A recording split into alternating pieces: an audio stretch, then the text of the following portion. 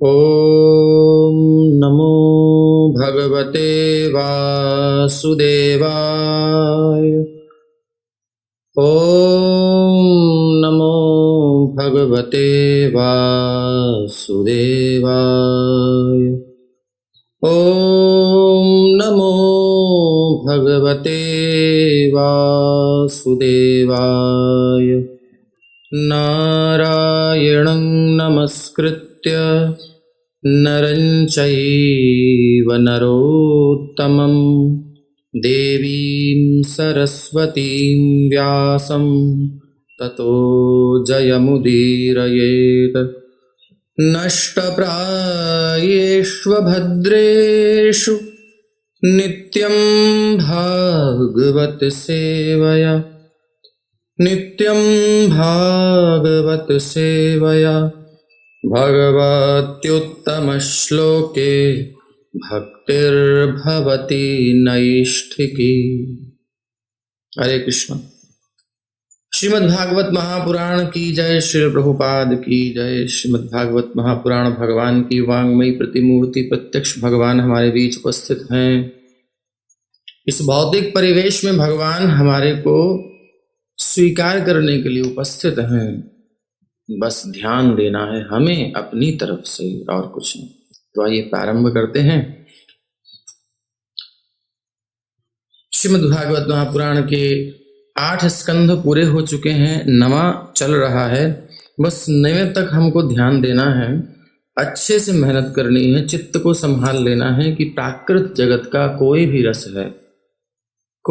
रस है विकृत है, दूषित है, हेय है, त्याज्य है, स्मृति के योग्य भी नहीं है, भोगने की तो छोड़िए। किंतु अभी हम इसी गर्त में पड़े हुए हैं, इससे हमें निकलना है। ऐसा हमने सौभरी मुनि के जीवन के पूरे अनुभव से सीखा। योग की कितनी उच्च कक्षा पर पहुंच चुके थे और फिर विषय के गर्त में गिर गए और बाद में पछताए। ऐसा ऐश्वर्य जो हम संसार में सोच नहीं सकते, उस ऐश्वर्य को उन्होंने भोगा। यानी विश्व के सम्राट मानधाता भी लजा गए देख करके इनके सुख को। और एक कन्या नहीं है, 50-50 कन्याएं मिली हैं, वो भी विश्व के सम्राट की राजकुमारियां। और वो भी ऐसा नहीं है कि मन उनका मिला हुआ नहीं है, सब बिल्कुल समर्पित हैं, सब अपनी जान छिड़कती हैं आज की भाषा में।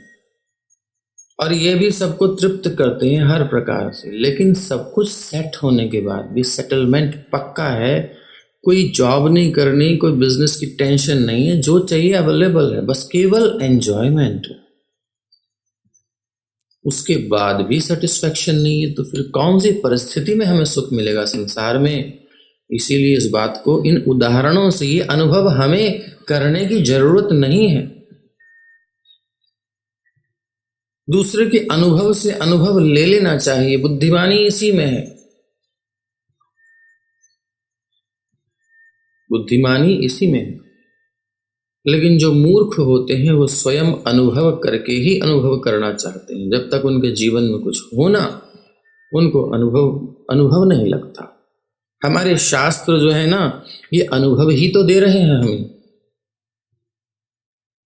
वरना एक ब्रह्मचारी को, सुखदेव जी को, जिन्होंने कभी स्त्री संग ही नहीं किया, उन्हें सब बारीक बातें कैसे पता है।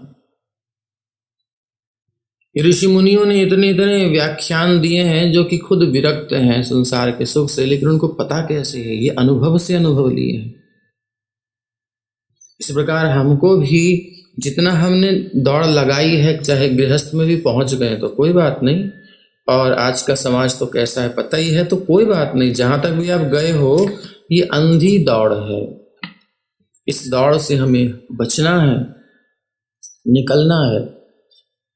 ये संसार की चक्र में नहीं पड़ना है, अंधी दौड़ है। इसमें किसी को कुछ मिलेगा नहीं, किसी को कुछ नहीं मिला, अंत में सब खाली हाथ रहते हैं। एक भ्रम होता है, जो हमारी शक्ति होती है, उस शक्ति का माया अपनी सेवा में उपयोग कर लेती है। अंत में कुछ हाथ नहीं आता, केवल पछतावा रहता है, अथवा कोई व्यक्ति कहे कि हम तो बहुत सफल जिंदगी जिए हैं, विषय भोग में कोई समस्या नहीं थी, बढ़िया रही, तो वो परम मोह में पड़ा हुआ है, बिल्कुल तमोगुण के गहरे अंधकार में जाके पड़ा है। उसे पता ही नहीं कि लाइट होती क्या है। जिसने जन्म ही अंधकार में लिया और मर भी अंधकार में गया, उसने सोचा यही मेरी लाइफ है, यही होती है सबकी, बस हो गया। कभी प्रकाश की किरण ही नहीं मिली तो कैसे वो कंपेयर करेगा, कैसे तुलना कर सकता है।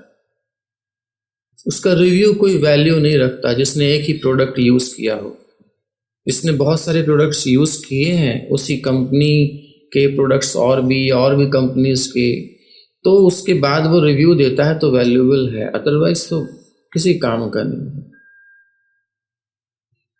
इसलिए रिव्यू देने वाले बहुत हैं कि हमारी लाइफ का ये एक्सपीरियंस है। ठीक है, आपकी लाइफ का होगा, बट हमारे ऋषि मुनियों ने तो उस क्वालिटी तक, उस क्वांटिटी तक पहुंच करके देख लिया, कुछ नहीं मिला, इसका मतलब आप भ्रम में हैं।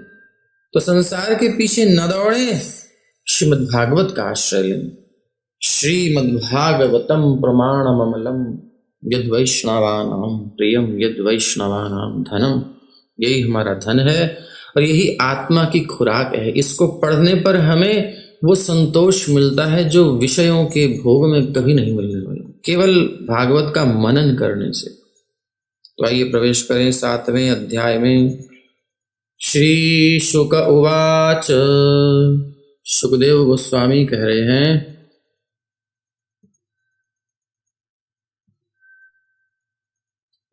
मान्धातु पुत्र प्रवरो योऽम्बरीषः प्रकीर्तितः पितामहेन प्रवृतो यौवनाश्वस्तु तत्सुतः हरिहारितस्तस्य पुत्रो भून्मान्धाता मान्धातृप्रवरा इमे। तो कह रहे हैं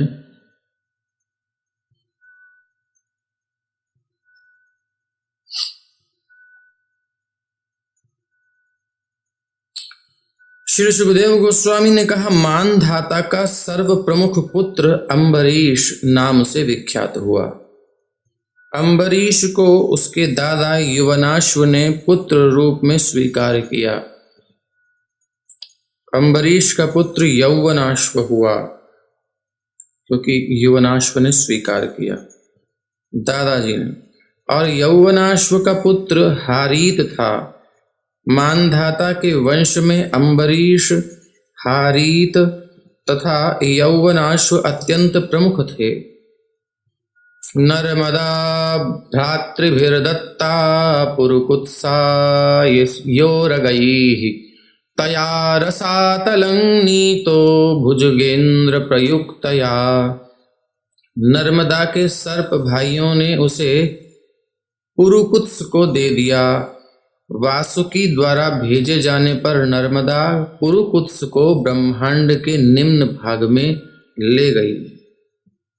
तो इस प्रकार से सुखदेव गोस्वामी मानधाता के पुत्र पुरुकुत्स के वंशजों का वर्णन करने से पहले सबसे पहले ये बताते हैं कि किस प्रकार पुरुकुत्स का नर्मदा से विवाह हुआ। जिसने पुरुकुत्स को रसातल में ले जाने हेतु प्रेरित किया, वो नीचे लेके चली गई। गंधर्वा नवधीत तत्र वध्यान वै विष्णु शक्ति दृक् नागाल्लब्धवरः सर्पादभयं स्मरतामिदम्। वह ब्रह्मांड के निम्न भाग रसातल में पुरुकुत्स भगवान श्री विष्णु से शक्ति प्राप्त करके उन सभी गंधर्वों को मारने में सफल हुआ जो मारे जाने के योग्य थे। देखिए, बहुत बातें बारीक सी हैं। एक्चुअली होना वही होता है जो होता वही है जो होना होता है, लेकिन हम बस कर्तृत्व भावना की मैंने किया। हमें जहां तक समझ में आ रहा है यही है, केवल अहंकार करके बैठे। बड़ी गहन विषय है ये। एक तरफ हम अपनी बुद्धि से सोचते हैं कि मैंने किया, बट वो होना ही है। जब होना ही है तो दोष मुझे क्यों? वो इसलिए क्योंकि हम कर्तृत्व भावना रखते हैं, कर्ता अहम इति मन्यते। यही समस्या है बस, और कोई समस्या नहीं। जबरदस्ती टांग अड़ा रहे हैं हम अपनी। मर्डर कोई कर रहा है, केस हमारे नाम हो रहा है, ये हालत है हमारी सबकी। ये कर्मों का फल बेमतलब में हम भोग रहे हैं, कोई मतलब नहीं है, क्योंकि हम हैं ही नहीं उस जोन के जिस जोन में ये काम हो रहा है। हम तो इंटरप्रेट कर लेते हैं, अब केवल इसमें अपना तादात्म्य कर लेते हैं, सोच लेते हैं कि हम उधर हैं, बस सोचने मात्र से मिल जाता है फल। ऐसी व्यवस्था है, और हमको लगता है कि हम कर रहे हैं। गीता में आप पढ़ ही रहे हो कि एक एक मुक्त पुरुष समाधिस्थस्य का भाषा, कैसे है? समाधिस्थस्य केशव स्थितधीः किम प्रभाषेत किमासीत व्रजेत किम। स्थितधीः, जिसकी बुद्धि स्थित हो जाती है अपने ऑर्बिट में, अपने स्वरूप में, वास्तविकता में, तो वो कैसे बोलता है किम प्रभाषेत किमासीत व्रजेत किम, कैसे चलता है। उसका चलना, उसका खाना, उसका देखना बाहर से भले ही वो लगे, लेकिन वो कहीं और ही होता है। वो इस मैटर में, इस भौतिक तत्वों में अभिनिवेश नहीं करता। उसकी आंखें की पलक झपकती हैं, उसकी हर क्रिया होती है, वो हमेशा जागृत रहता है।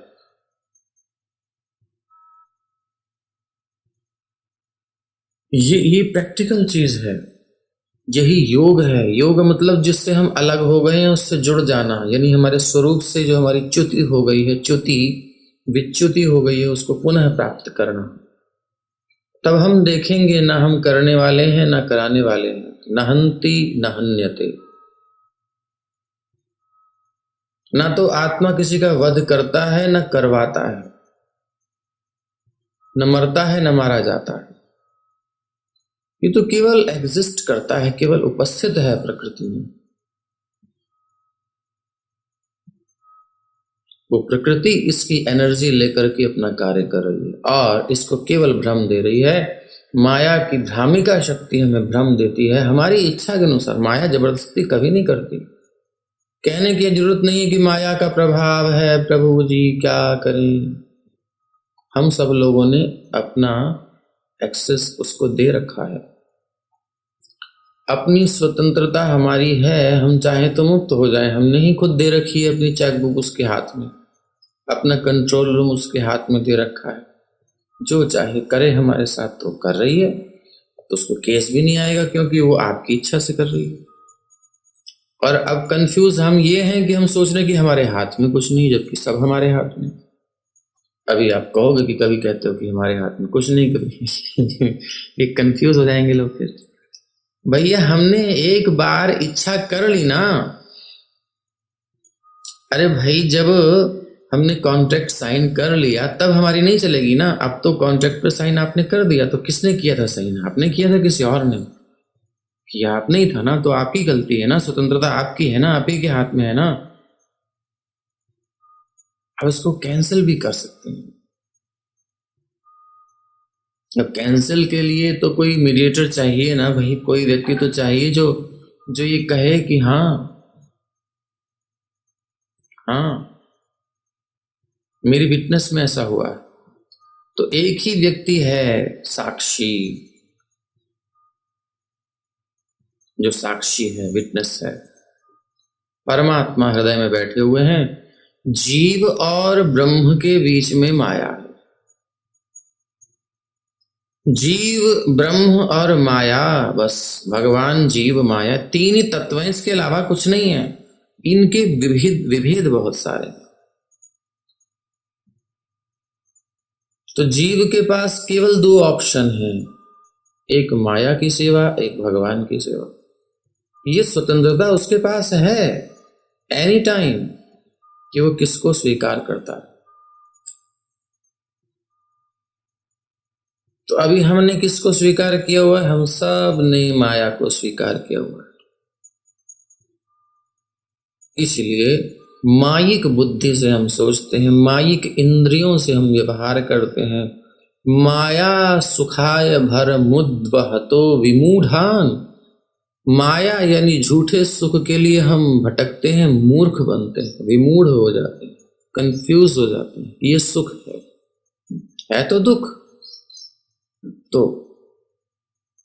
माया सुखाय भर मुद्वहतो विमूढ़ान। अब प्रभाव में आ चुके हैं, प्रभावित हैं, मल को भी सुगंध मान करके, दूषित को भी शुद्ध मान करके ग्रहण किए हैं। जो अनर्थ है उसको अर्थ मान करके जी रहे हैं। अनर्थ को अर्थ, अर्थार्थ अनर्थार्थ एक क्षया राजन। अनर्थ में अर्थ देख रहा है, कबाड़ में से कुछ निकाल रहा है कि भाई बहुत काम की चीज है। ये हम सब हैं कबाड़ी। आप कहोगे क्या क्या बोलते रहते हैं प्रभु, भैया करें क्या, है ही ऐसे काम हमारे, कबाड़ी तो हैं हम। ये सब कबाड़ इकट्ठा कर रखा है, सारी चीजें, और उसमें खुश हो रहे हैं। तो अब माया के प्रभाव में हैं, इसलिए पता नहीं चलता। इसके जादू को हटाना पड़ेगा, वो जादू हमारे बस की नहीं, हट जाए। अपने स्वरूप की जागृति के लिए कुछ स्पिरिचुअल जो हमारी स्वरूप से मैच करता है, मेल खाता है, उसका संग करना पड़ेगा। तब वो उसके संग के प्रभाव से ये माया की चकाचौंध हटेगी, तब हमें कुछ दिखाई देना शुरू होगा। वही प्रयास हम कर रहे हैं। अब इसमें कुछ लोग बहुत हल्का हल्का करते हैं, कुछ बहुत ज्यादा ज्यादा करते हैं। तो जल्दी करते हैं, ज्यादा करते हैं, क्वांटिटी अच्छी होती है, ईमानदारी से गंभीरता से करते हैं, तो हम जल्दी मुक्त हो जाते हैं। हमारा भ्रम खत्म होने लगता है, सच्चाई सामने आने लगती है। और हम ढीले ढाले रहते हैं तो फिर टाइम लगेगा, और उसमें भी अपराध कर देते हैं तो फिर तो पता ही नहीं कब जाएंगे। तो बस सिंपल प्रोसेस है, यही चलना है। तो ग्रह ब्रह्मांड के गंधर्वा नवधी तत्र वध्यान वही विष्णु शक्ति धृक। तो यही हम कह रहे थे कि जब प्रकृति के निर्देशन में हम चल रहे हैं, प्रकृति के एरिया में हम चल रहे हैं, तो उसका अपना सिस्टम है, वो सिस्टम से चल रही है। ये बातें हमें बहुत जरूरी है समझनी, ये फिलोसॉफिकल टॉपिक्स बहुत जरूरी है, इसलिए गीता अच्छे से पढ़नी चाहिए। कौन क्रिया कौन कर रहा है, करता है कौन?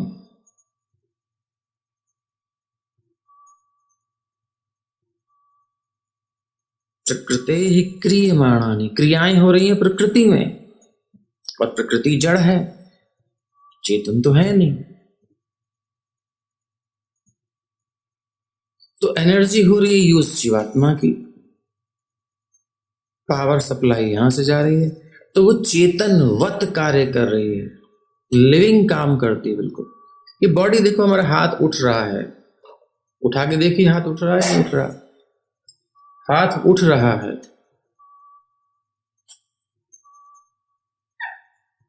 तो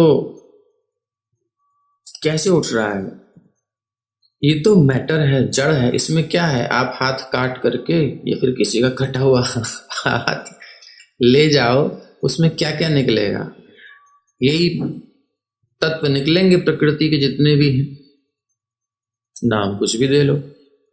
पर्सनली इनको आप रख दो, नहीं चलने वाले। ये हाथ अलग हो जाएगा शरीर से, नहीं चलने वाला, काम नहीं करने वाला। किसी चेतन तत्व का संपर्क होना चाहिए,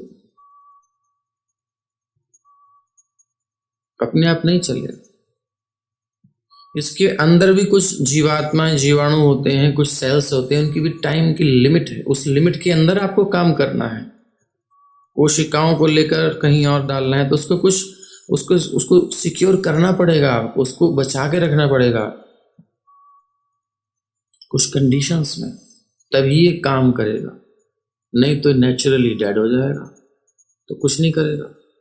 तो कहीं ना कहीं चेतन तत्व का कुछ अंश इसमें है, तभी कुछ क्रिया होती है। क्रिया कहीं भी हो रही है, कोई भी एक्शन है, कोई भी क्रिया है, चाहे वो सूक्ष्म रूप से चल रही हैं, जो हमको नहीं दिखाई देती, चाहे स्थूल रूप से चल रही हैं, किसी चेतन सत्ता के कारण ही है।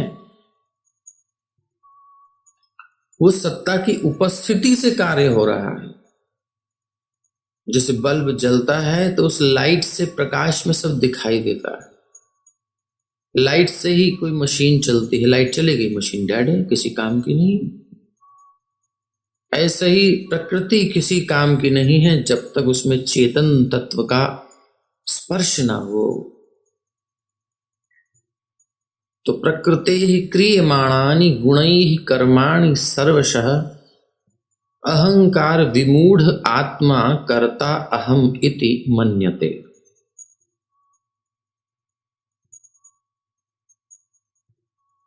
हमारे प्रभाव में या हम प्रकृति के प्रभाव में ये कंफ्यूजन हो गया है। हम सोच रहे हैं हम प्रकृति का दोहन कर रहे हैं, प्रकृति स्थानि कर्षति, भगवान भी कह रहे हैं मनः षष्ठानि इंद्रियाणि प्रकृति स्थानि कर्षति। बट हम सोच रहे हैं कि हम इससे सुख लेंगे, अपने हिसाब से चलाना चाहते हैं, मगर ये हमेशा हमारे हिसाब से तो चलता नहीं। प्रकृति का अपना नियम है। तो कभी कभी मैचिंग हो जाती है, हमारी इच्छा के अनुरूप चलता है, कभी कभी इच्छा के विपरीत चलता है।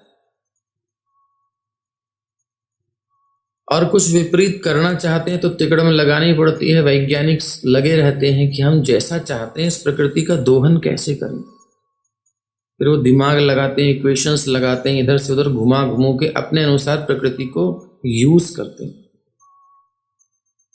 यानी उसके नियमों को फॉलो करते हुए, कोई वैज्ञानिक प्रकृति के नियमों को फॉलो करते हुए कोई नई चमत्कार की चीज बनाता है। वो प्रकृति के नियमों का उल्लंघन नहीं कर सकता। आप देख लीजिए, कोई भी इक्वेशंस हैं, वो इक्वेशंस को हम कैसे क्रॉस कर सकते हैं। मतलब जो प्रकृति के नियम है वो इक्वेशंस बना दी उन लोगों ने, उसको लॉ को लेकर के कि भाई ये लॉ है, इसको हम एज इट इज एक्सेप्ट करते हैं। अब इनके कॉम्बिनेशन से इसको यूज करके एक दूसरे के साथ कुछ चमत्कार होता है। जैसे 2-3 रंग मिला करके कई रंग बन जाते हैं, तो उस रंग के अलावा वो कुछ नहीं कर सकते हम। प्रकृति के रंग निश्चित हैं, उन्हीं रंगों में उलटफेर करेंगे बस। मूल तो 3 ही रंग होते हैं, बेस, उन्हीं के कुछ कम ज्यादा से ज्यादा हो जाते हैं बस।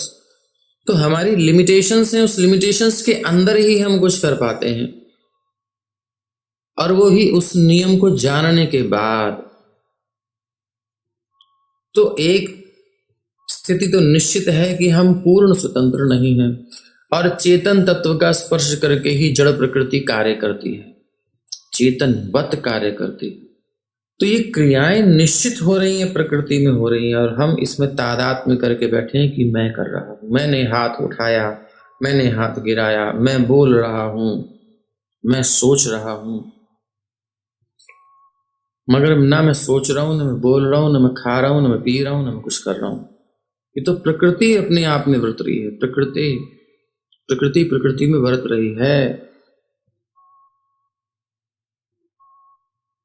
हाँ, हमारी चेतन सत्ता के कारण बरत रही। इसी का अभिमान हमको हो गया है कि हमसे है संसार, संसार से हम नहीं।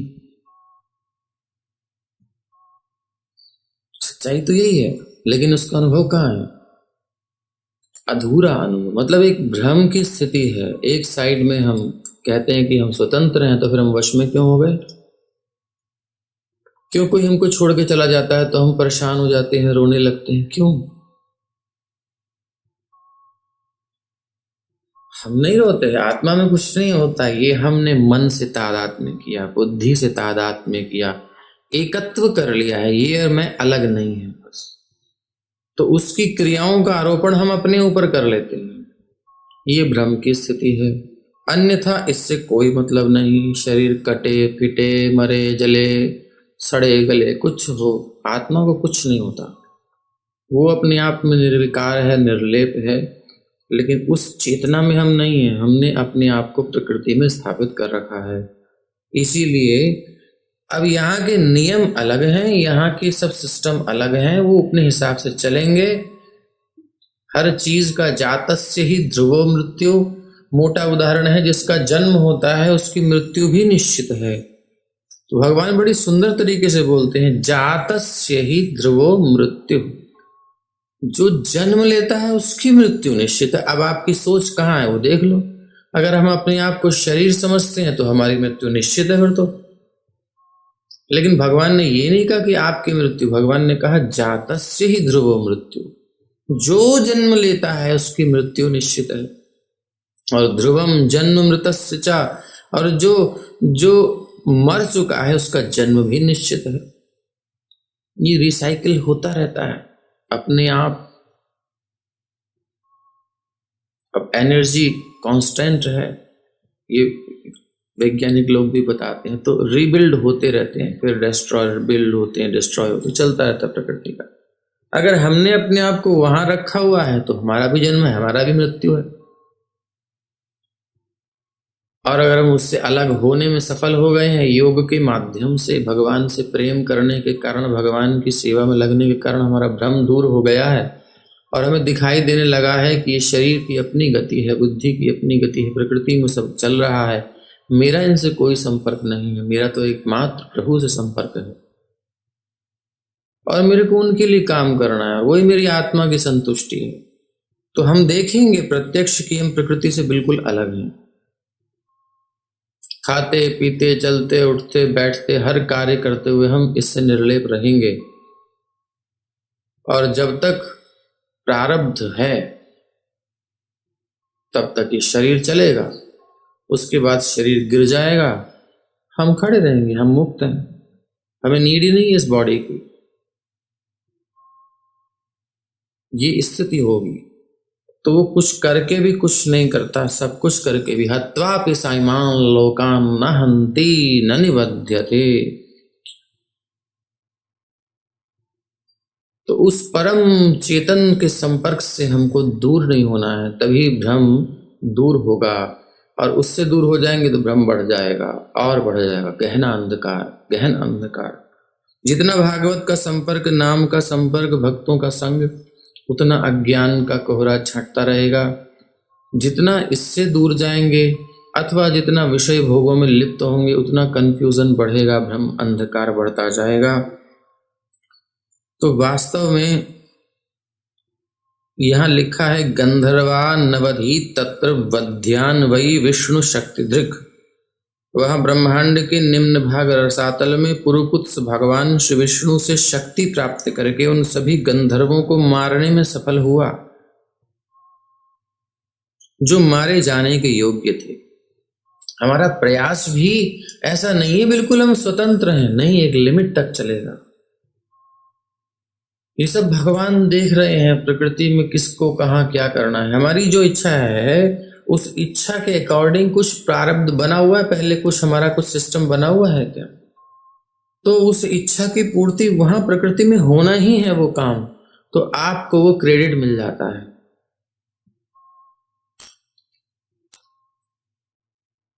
भगवान सैंक्शन कर देते हैं, ठीक है करो, वो होना ही है, बट क्रेडिट हम ले लेते हैं, उसका कर्म फल हमें मिल जाता है और हम निर्लेप रहें, जो हो रहा है भगवत इच्छा से हो रहा है।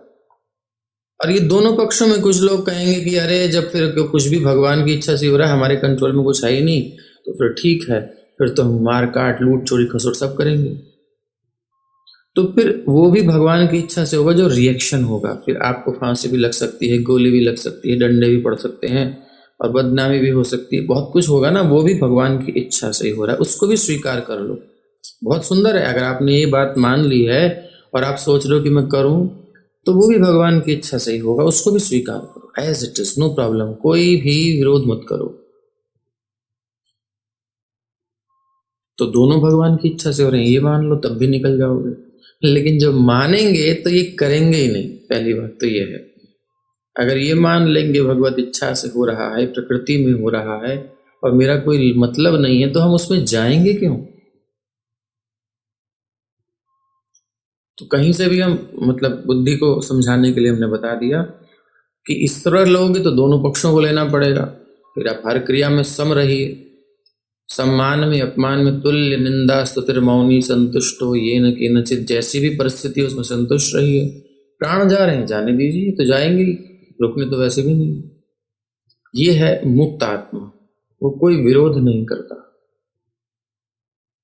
प्रकृति के अपने प्रारब्ध के क्षेत्र में कुछ नहीं कहता। हाँ, वो क्योंकि भगवान से जुड़ गया है तो भगवान की सेवा के लिए वो कुछ भी कर सकता है।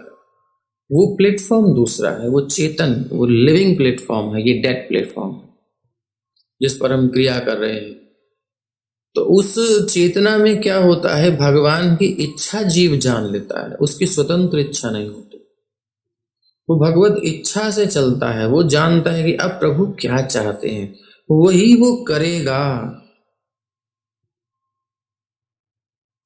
समर्पण इसी को कहते हैं। परम चेतन से संपर्क स्थापित हो जाए और उनकी इच्छा के अनुसार हम चलें। बस ये सामंजस्य, भगवान जैसे हमने प्रकृति में तादात्म्य किया है, भगवान में करना है। प्रकृति से हाथ मिलाया था, वहां से कॉन्ट्रैक्ट साइन किया था, छोड़ दो, कैंसिल, भगवान से करना है। अब भगवान कहते हैं कि मन मना भव मद्भक्तो मद्या जीमांग नमस्कुरु, मुझ में मन लगाओ, मेरी सेवा करो, बस तुम्हारा यही काम है। तो वो वही करता है और बाकी की क्रियाएं भगवान कहते हैं योगक्षेमं वहामि हम, मैं सब कुछ देखूंगा। तो ये आध्यात्मिक जीवन है जब भगवान की इच्छा से संसार में कुछ क्रिया दिखाई दे रही है तो। और एक भौतिक जीवन जो हम भगवान से डिस्कनेक्ट होकर के अपनी इच्छा से कुछ कुछ कर रहे हैं, वो भ्रम की सेवा कर रहे हैं। लेकिन हो वही रहा है जो होना है, होई है सोई जो राम रचि राखा, हो करि तरक बढ़ावई शाखा। केवल कंफ्यूजन के कारण, भ्रम के कारण, भ्रामिका शक्ति के आवरण के कारण, भ्रम के कारण हम नहीं समझ पा रहे कि चल क्या रहा है। हम सोच रहे हैं कि मैं कर रहा हूं, तो जब मैं कर रहा हूं तो फिर हमेशा मेरी इच्छा के अनुसार क्यों नहीं होता? अगर मैं करता हूं तो फिर मेरा कंट्रोल पूरा क्यों नहीं? कर्ता अहम इति मन्यते, मान रहे हैं बस। तो पीछे आना पड़ेगा, प्रकृति से पीछे आना पड़ेगा, भगवान के पास जाना पड़ेगा, तभी काम बनेगा। पता नहीं समझ में आ रहा है आप लोगों को, नहीं आ रहा? तो जो मारने वाले थे, मरने वाले थे गंधर्व, उन्हीं को मारने में सफल हुए ही। भगवान की शक्ति भी मिली इनको तो युद्ध करके, वरना और किसी को नहीं मार सकते। आप देखेंगे जब परीक्षित जी को सर्प दंश कर लेता है तक्षक, तो जन्मेजय उनके पुत्र, उनको बड़ा क्रोध आता है, मैं सर्पों को मारूंगा, मेरे पिता को मारा। सर्प यज्ञ किया उन्होंने, सर्प यज्ञ किया गया। उस सर्प यज्ञ में सर्पों की आहुतियां भी, बहुत बड़ी मात्रा में सर्पों का संहार हुआ। सब आ करके सब मरे जा रहे थे। लेकिन फिर आस्तिक ने आकर, ब्रह्मा जी ने आकर के, और भी लोगों ने रोका, रोको रोको। जब रोको रोको कहा तो जन्मेजय जी मान गए। अब ये कंडीशन आप जो देख रहे हैं, इसमें बहुत सारी पोल है, बहुत कुछ गहराई है। कोई स्वतंत्र नहीं है, जो कोई किसी को मार नहीं सकता, तो वो सर्प मरे कैसे? ये यज्ञ, विचार यज्ञ हुआ कैसे? वो ऋषि मुनि को कुछ पता नहीं था क्या? वो क्यों कर रहे हैं इस काम को? क्या जन्मेजय को नहीं पता? ये जो ब्रह्मा जी हैं, ये सबको पता नहीं था ये यज्ञ हो रहा है? वो पहले क्यों नहीं रोकने आए? बहुत सारे क्वेश्चन आएंगे ना आपके माइंड में अगर करेंगे तो वास्तव में ये प्रारब्ध था इन सर्पों का, इनको श्राप था। वो कथा महाभारत में मिलती। उस शापित सर्प ही आकर के जिनको मरना था वो जाकर के मरे, जिनका कुछ अपराध था, और वो निमित्त बनाया जन्मेजय को। उसकी इच्छा आई, इन्होंने कहा भाई ये तो होना ही है, चलो इसकी इच्छा के माध्यम से ये हो जाएगा। कोई जमुरा ढूंढते हैं प्रकृति भगवान, कौन बलि का बकरा बनेगा, और हम लोग बड़े प्रेम से सिर झुकाते हैं, हम तैयार हैं बलि का बकरा बनने को। तो कर्तृत्व भावना केवल आरोपण कर लेते हैं, होना ही है।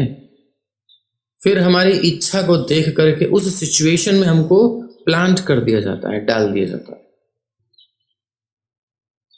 बस। वो किसी और को निमित्त बनाते, इनको बना लिया। हिटलर ने इतना सब कुछ किया, क्या क्या, यहूदियों की तो बस नाश ही करने को तुला था।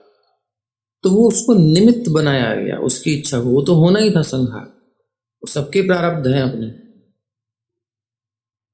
तो क्रियाएं हो रही हैं, भगवान ऐसे एक दूसरे से लड़ा देते हैं क्योंकि हम लड़ना चाहते हैं, क्योंकि हम कर्ता बनना चाहते हैं। भगवान कहते हैं लो बनो, कौन मना कर रहा है, काम तो मुझे कराना ही है तुम लोगों से, गुलाम तो हम हैं ही भगवान के। डायरेक्टली इनडायरेक्टली हम इधर से भगवान को समर्पण नहीं करेंगे तो भगवान माया के द्वारा करवाते रहेंगे, भ्रम में डाल के। हम ईगो हमारा सेटिस्फाइड हो रहेगा, मैंने किया मैंने किया मैंने किया, होना वही है। लेकिन भ्रम से हम सोच लेते हैं कि मुझसे हुआ, मैंने किया। कभी फूल के कुप्पा होते हैं, कभी उदास हो जाते हैं। लेकिन मुक्त आत्मा इन दोनों परिस्थितियों से परे होता है। वो न सुख में, न दुख में, न लाभ में, न हानि में, न यश में, न अपयश में। तुल्य निंदा स्तुति मौनी संतुष्टो ये न किंचित, इसी को कहते हैं समत्वं योग उच्यते। वो इस परिस्थिति से बाहर आ जाता है, केवल विटनेस।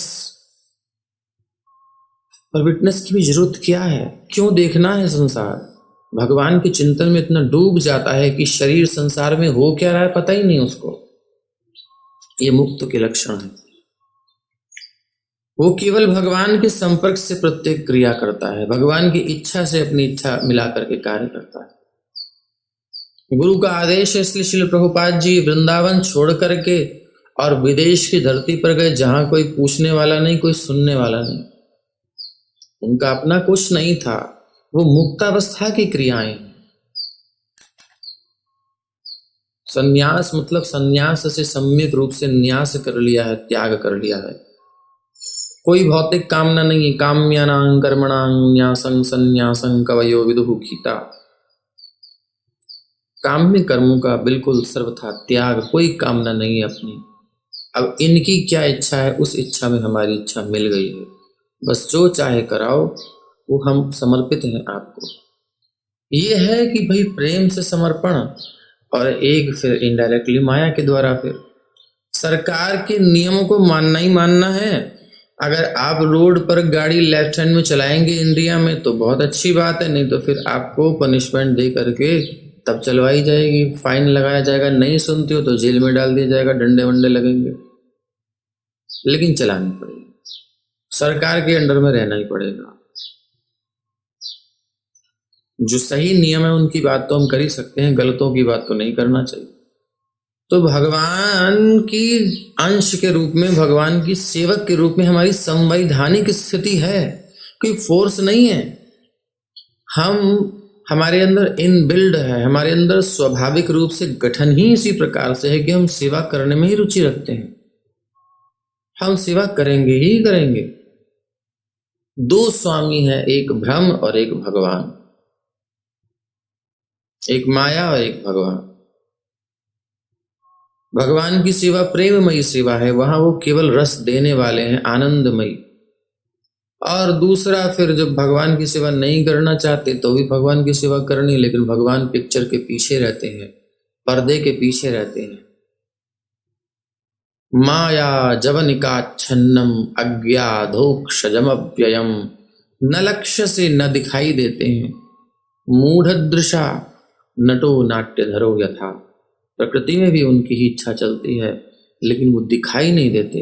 आप लोग पूछते हैं भगवान दिखते नहीं है, नहीं दिखेंगे ना, क्योंकि माया जवनिकाच्छन्नम। जब समर्पण कर देंगे हम, राजी राजी भगवान से प्यार करेंगे, तो फिर बहुत पहले पिक्चर थी बहुरानी, बहुत पहले रेखा की थी आई थिंक। तो उसमें वो बहुरानी क्या थी,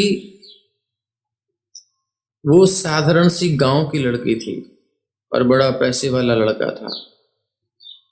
कौन विनोद मेहरा था, पता नहीं कौन था वो। तो हम एक स्टोरी से बता रहे हैं आपको। तो शादी के मंडप में वो जो है भैया ने, जो पैसे वाले लोग थे, उन्होंने कुछ मजाक की थी। पिताजी ने डिमांड की कुछ सोना, कुछ गहने, कुछ कितना कितना, तो नकली बनवा करके रख दिया।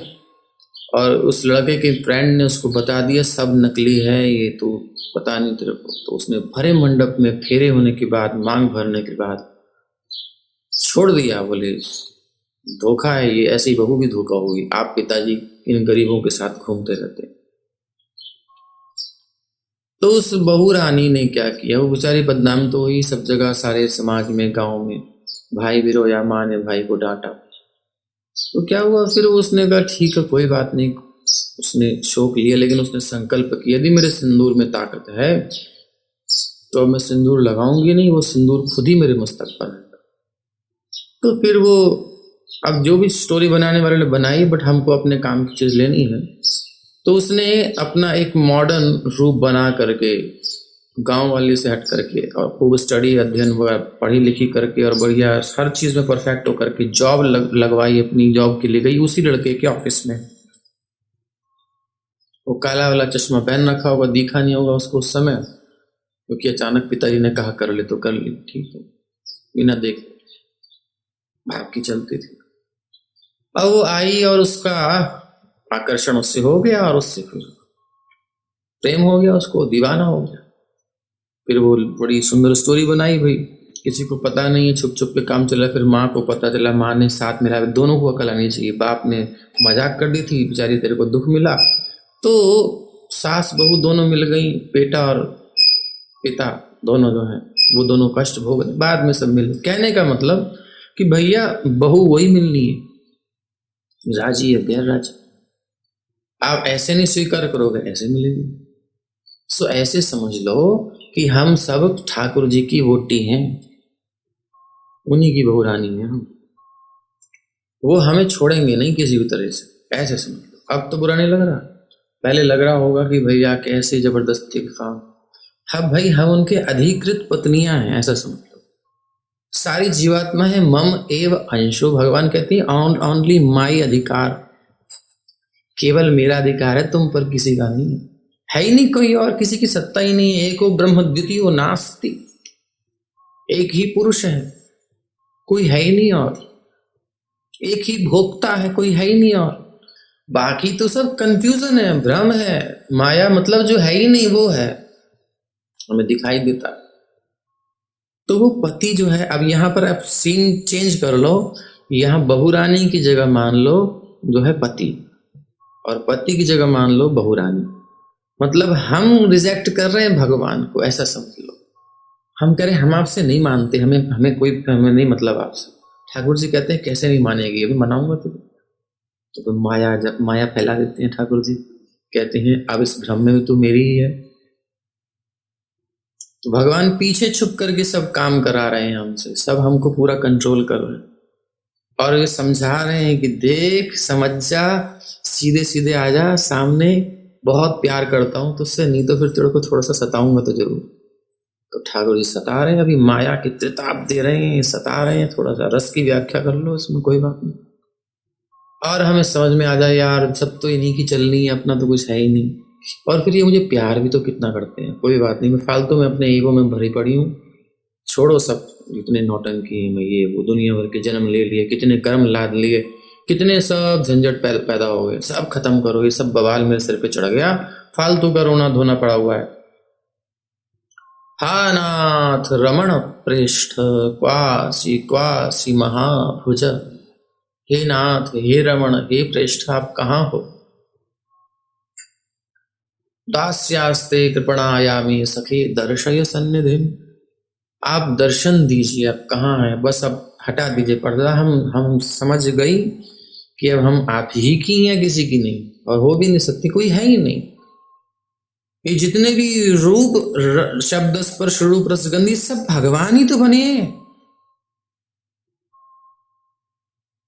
टोटल भगवान है, कुछ नहीं है उसके सिवा। एक दृष्टि ये भी है, वासुदेव सर्वम इति स महात्मा सुदुर्लभ, ये क्रिएशन भगवान की हम लोगों के लिए ही, भ्रम की क्रिएशन, ये कंफ्यूजन, आवरण और विक्षेप, ये सब सिस्टम उनका किया हुआ है, ताकि हम सब उनके चरणों में समर्पित हो जाएं।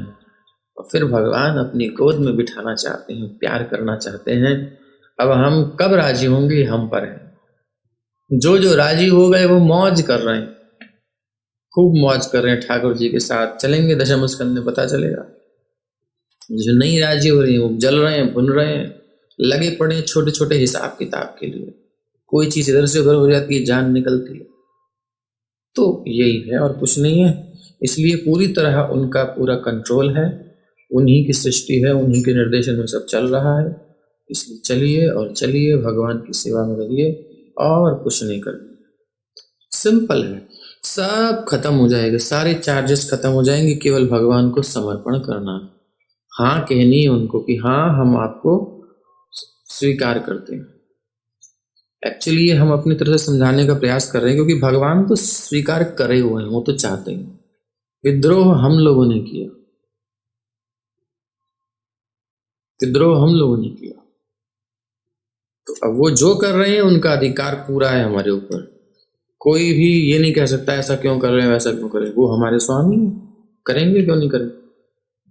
चिल्लाते रहो कितना, जिसको नहीं मानना स्वामी वो रोए, और जो स्वामी मानता है उसे हर दुख में भी सुख मिलने लगेगा। जब कोई प्यार करने वाला नोच लेता है ना हल्के से, तो सुख मिलता है। कोई और नोचता है तो गुस्सा आता है। तो ठाकुर जी भी दुख देते हैं तो आनंद आता है, अगर वो प्रेम हो गया है तब, और नहीं तो फिर गुस्सा आएगा। गालियां देते हैं भगवान को लोग, क्या है मेरे साथ ऐसा कर दिया।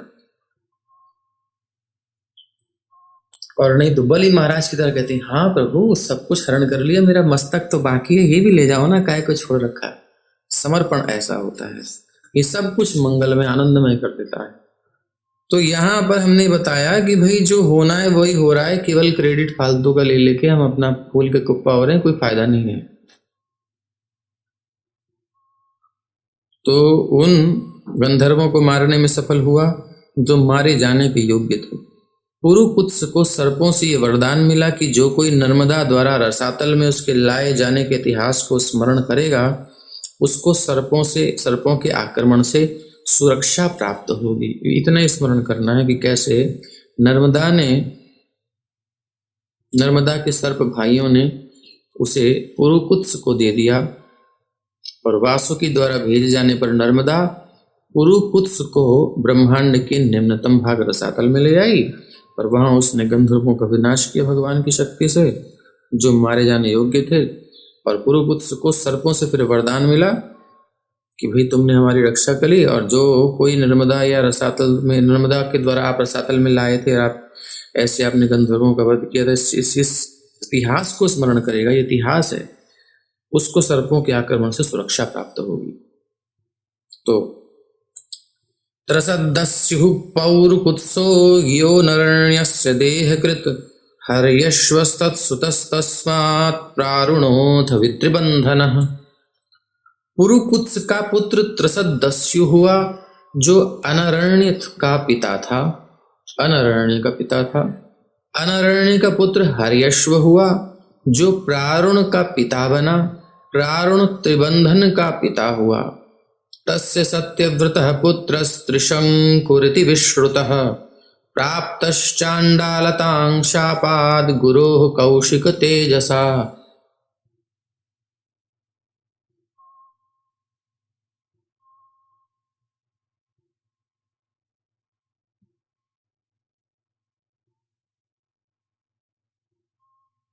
गुरोः कौशिक तेजसा। सशरीरो गतः स्वर्गम् अद्यापि दिवि दृश्यते, पातितो वाक्षिरा देवैस्तेनैव स्तंभितो बलात्। त्रिबंधन का पुत्र सत्यव्रत था, जो त्रिशंकु नाम से विख्यात है, क्योंकि उसने विवाह मंडप से एक ब्राह्मण पुत्री का अपहरण कर लिया था, इसलिए उसके पिता ने उसे चांडाल बनने का शाप दे दिया, जो शूद्र से भी नीचे होता है। तत्पश्चात विश्वामित्र के प्रभाव से वो सदेह स्वर्ग लोक गया, किंतु देवताओं के सामर्थ्य से उसे पुनः नीचे गिरा दिया गया। फिर भी विश्वामित्र की शक्ति से वो एकदम नीचे नहीं गिरा, इसलिए आज भी वो आकाश में सिर के बल लटकता हुआ देखा जा सकता है। सुखदेव जी देख रहे हैं, इसलिए कह रहे हैं हम लोगों को नहीं दिखता तो वो हमारा दोष है। उनको तो ब्रह्मांड की सब स्थितियां दिखाई दे रहे हैं, लोकालोक शिशुमार सब दिख रहा है, हम लोगों को नहीं दिख रहा।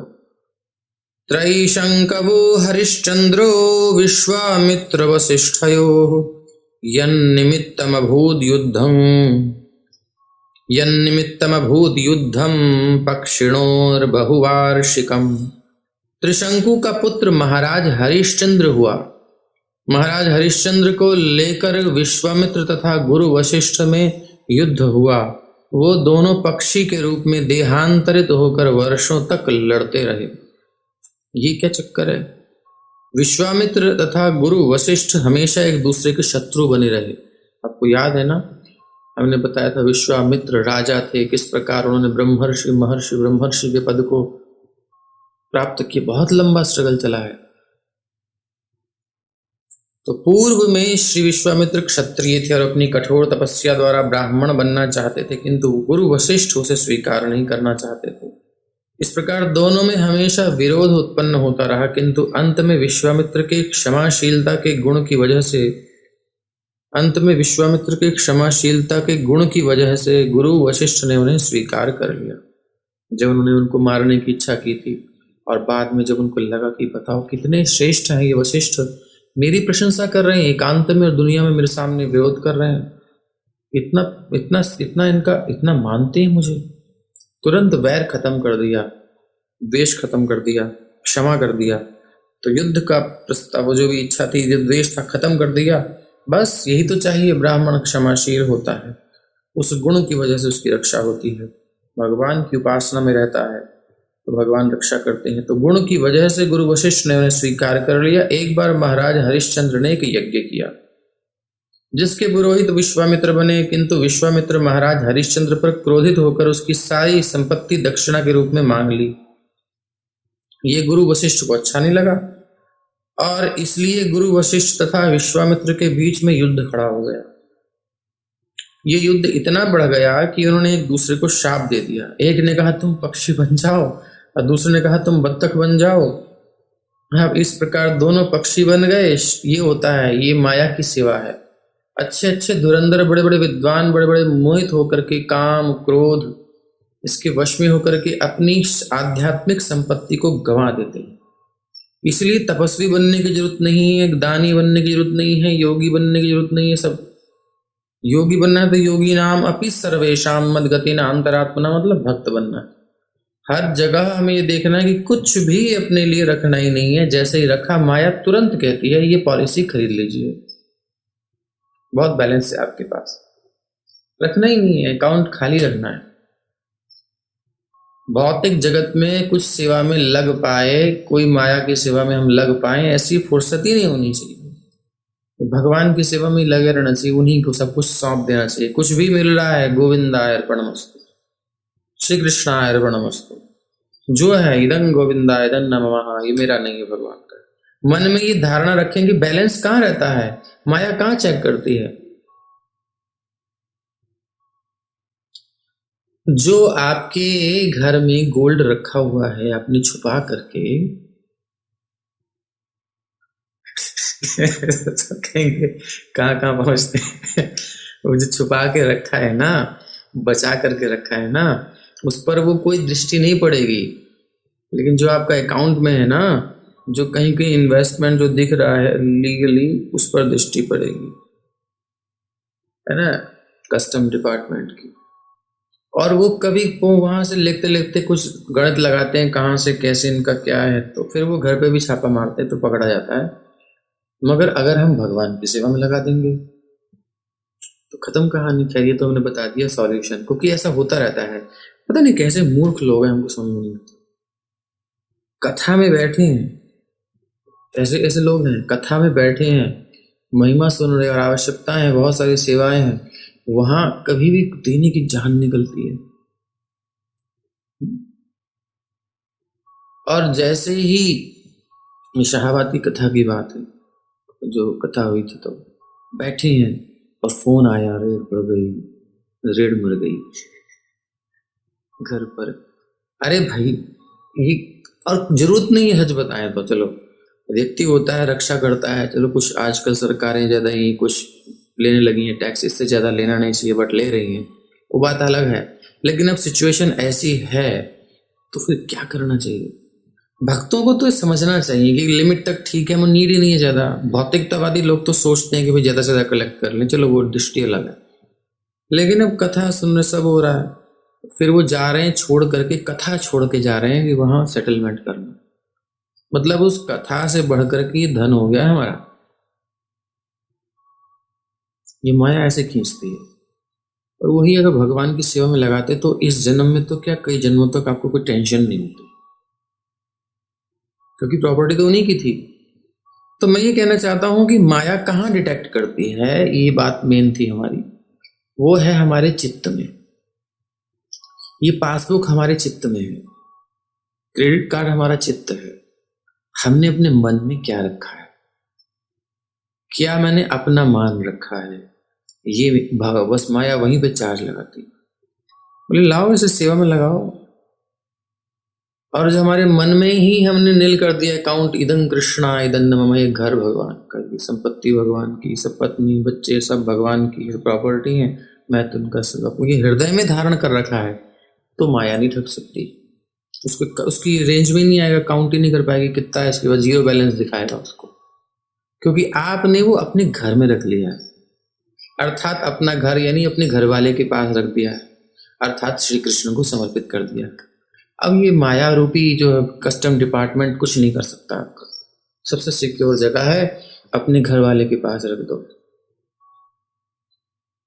श्री कृष्ण को अर्पित कर दो। हर क्रिया, हर वस्तु, हर विचार जो भी कुछ है उसका फिर माया कुछ नहीं कर सकती। लेकिन हमने कुछ पर्सनल रखा है तो माया फिर यूज करेगी। तो ये तपस्या के धनी थे, इन्होंने तपस्या कर रखी है तो तपस्या माया ले गई, बना दिया पक्षी, रहो यहीं कहीं मत जाओ। दोनों पक्षी बन गए, क्रोध के वश में होकर के शाप दे दिया उन्होंने। अब दोनों पक्षी होकर के भी लड़ रहे हैं महाराज, ऐसी स्थिति है। ये ना बड़े बड़ों को, कौन सा गाना था, एक मच्छर आदमी को हिजड़ा बना देता, वो बेचारा मारे नहीं पाता उसको। ऐसी हालत है ये हमारी। ये काम और क्रोध बड़े बड़ों को नचा देते हैं, लोभ मोह मद मात्सर्य बड़े बड़ों को नचा देते हैं। हम तो कुछ नहीं है, कुछ नहीं। आ ब्रह्म भुवनान लोकाः पुनरावर्तिनो अर्जुनो, प्रभुपाद जी कह रहे हैं यही तो भौतिक जगत है कि गुरु वशिष्ठ और विश्वामित्र जैसे महर्षि पक्षी बन गए, ये तपस्या का ये लाभ मिला। इसीलिए भगवान श्री कृष्ण कहते हैं कि भौतिक संसार मात्र कष्टमय है, दुखालयम अशाश्वतम। भागवतम का कथन है, पदम पदम यत विपदाम, पग पग पर विपत्ति है। इसलिए ये कृष्ण भावनामत आंदोलन मनुष्य को हरे कृष्ण मंत्र के कीर्तन मात्र से इस भौतिक जगत से बाहर निकलने का अवसर प्रदान करता है। इसलिए ये मानव समाज हेतु सर्वोच्च वरदान है, सबसे ऊंचा वरदान है।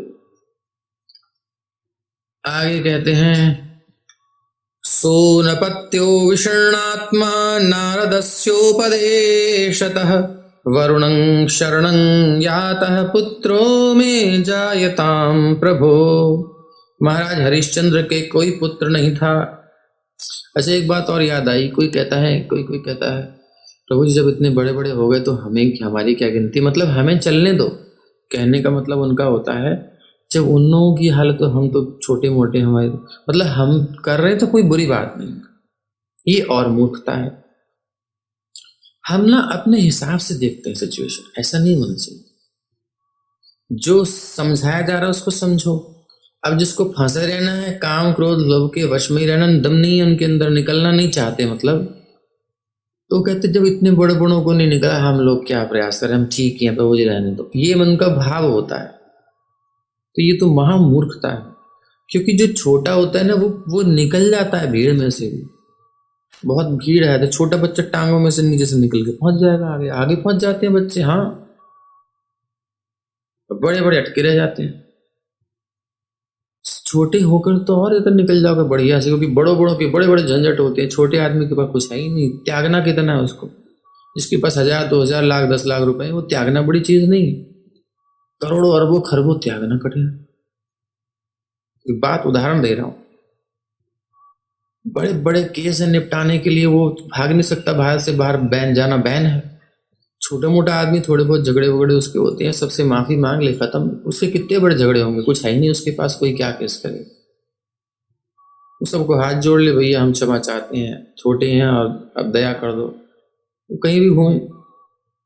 समझ रहे हैं ना बात को? तो इसलिए ये मत सोचो कि इतने बूढ़े बूढ़ों के साथ, वो तो समस्या इसलिए हुई क्योंकि उन्होंने कलेक्शन ज्यादा कर लिया, तपस्या के धनी हो गए, यश के धनी हो गए। प्रसिद्धि मनुष्य की सबसे बड़ी कमजोरी है, जिसको कोई जानता नहीं, मौज में रहता है, मौज में। सोनपत्यो, तो फिर महाराज हरिश्चंद्र के कोई पुत्र नहीं था, इसलिए वो अत्यंत खिन्न रहते थे। इसलिए एक बार श्री नारद मुनि की सलाह से उन्होंने वरुण की शरण ग्रहण की और उनसे कहा, हे प्रभु, मुझे कोई पुत्र नहीं है, क्या आप कृपा करके मुझे एक पुत्र देंगे? यदि वीरो महाराज तेनैव त्वां यजे इति तथेति वरुणेनास्य पुत्रो जातस्तु रोहितः। हे राजा परीक्षित, महाराज हरिश्चंद्र ने वरुण से याचना की, तो हे प्रभु, यदि मुझे पुत्र उत्पन्न होगा, हम लोग बोल देते हैं, बड़े प्रेम से बोल देते हैं, अगर ऐसा होगा तो मैं ऐसा करूंगा, उसके बाद भूल जाते हैं। हम खुद भूल जाते हैं, दूसरों को छोड़ो, है ना? मतलब सभी भूलते हैं, भूलने की रोग है हम लोगों को। यदि मुझे पुत्र उत्पन्न होगा तो मैं आपकी संतुष्टि हेतु उसी से एक यज्ञ करूंगा। जब महाराज हरिश्चंद्र ने ये कहा तो वरुण ने उत्तर दिया, ऐसा ही हो। वरुण के आशीर्वाद से महाराज हरिश्चंद्र को रोहित नाम का पुत्र हुआ। अब ये जो हमारी पुरानी जो सभ्यता रही ना, वैदिक काल की, उसमें आत्मा को प्रधानता रही है, इसमें शरीर की इतनी महत्ता रही नहीं है। ये एक मतलब एक आवरण है। जैसे कोई किसी से कपड़े मांग लेना कि भैया कपड़े दे दे, तो हम उतार के अपने जो हमने चद्दर ओढ़ रखी, जैसे हमने दी शॉल, तो ऐसे आप दे देंगे किसी को। ऐसे ही शरीर देना होता था बड़ी इजीली, कॉन्शियसनेस थोड़ी ऊंची होती थी। लेकिन जो फिर शरीर में चिपकते थे उनकी निंदा की जाती थी कि तुम कैसे हो, शरीर में इतने आसक्त हो। तो वरुण के आशीर्वाद से महाराज हरिश्चंद्र को रोहित नाम का पुत्र हुआ। जातः सुतो ह्यनेनांग मां यजस्वेति सोब्रवीत यदा पशुर्निर्दशः स्यादथ मेध्यो भवेदिति। तत्पश्चात जब पुत्र उत्पन्न हो गया, तब वरुण देव महाराज हरिश्चंद्र के समीप गए और कहा, अब तो तुम्हें पुत्र उत्पन्न हो गया है, अब तुम इस पुत्र से मेरा यज्ञ कर सकते हो। इसके उत्तर में महाराज हरिश्चंद्र ने कहा, पशु अपने जन्म के 10 दिन पश्चात ही यज्ञ के योग्य होता है। निर्दशे च स आगत्य यजस्वेत्याह सोब्रवीत दंताः पशोर्यज्जायेरन्नथ मेध्यो भवेदिति। 10 दिन पश्चात वरुण पुनः आए और महाराज हरिश्चंद्र से कहा, अब तुम यज्ञ कर सकते हो। तो महाराज हरिश्चंद्र तृतीय जब पशु के दांत आ जाते हैं तब वो बलि के हेतु शुद्ध बनता है। दंता जाता यजस्वेति स प्रत्याहाथ सोब्रवीत यदा पतन्त्यस्य दंता अथ मेध्यो भवेदिति। जब दांत उग आए तो वरुण ने आकर महाराज हरिश्चंद्र से कहा, अब तो पशु के दांत उग आए हैं, अब तुम यज्ञ कर सकते हो। महाराज हरिश्चंद्र ने उत्तर दिया, जब इसके समस्त दांत गिर जाएंगे तब ये बलि के योग्य हो जाएगा। पशोर्निपतिता दंता यजस्वेत्याह सोब्रवीत यदा पशोः पुनर्दंता जायन्तेथ पशुः शुचिः। जब दांत गिर चुके तब वरुण देव जी फिर आए और महाराज हरिश्चंद्र से कहा, अब पशु के दांत गिर चुके हैं, अब तुम यज्ञ कर सकते हो। किंतु महाराज हरिश्चंद्र ने उत्तर दिया, जब पशु के दांत फिर से उगाएंगे तब यह बलि देने हेतु अत्यंत शुद्ध होगा। दूध के दांत टूटे, दूसरे आएंगे। पुनर्जाता यजस्वेति स प्रत्याहाथ सोब्रवीत सान्नाहिको यदा राजन राजन्योत पशु शुचिः। जब दांत फिर से उगाए तो वरुण देवता आए और महाराज हरिश्चंद्र से बोले, अब तुम यज्ञ कर सकते हो। लेकिन फिर बोले कि हे राजा, हरिश्चंद्र ने कहा, हे राजा, जब बलि का पशु क्षत्रिय बन जाता है तब वह अपने शत्रु से अपनी रक्षा करने में समर्थ हो जाता है, तभी वह शुद्ध बनेगा। इति पुत्रानुरागेण, ये सब क्या है? बहाने। पुत्र के अनुराग के कारण, पुत्रानुरागेण स्नेह यंत्रित चेतसः, स्नेह से, इस मोह से इनकी चेतना यंत्रित हो रही है, कंट्रोल्ड हो रही है। राग कंट्रोल कर रहा है, द्वेष कंट्रोल कर रहा है हमारी चेतना को। हमें अध्यात्म के पथ पर चलना है तो राग द्वेष वियुक्तैस्तु इंद्रियान इंद्रियैश्चरन्। ये सब बहाने ऐसे बनाते हैं लोग। कालम वंचयता तम तमुक्तो देवस्तमैक्षत। महाराज हरिश्चंद्र अपने पुत्र के प्रति अत्यधिक अनुरक्त था, इसलिए स्नेह के कारण उसने वरुण देव से प्रतीक्षा करने को कहा। इस प्रकार वरुण समय आने की प्रतीक्षा करते रहे। वो भी धैर्यशाली है। रोहितस्तदभिज्ञाय, किसी से आपने कांटेक्ट कर लिया कि हम तुमको देंगे, तभी तो वो चक्कर लगाएगा आपके, मत कहते नहीं लगाता चक्कर। कर्म विचिकीर्षितम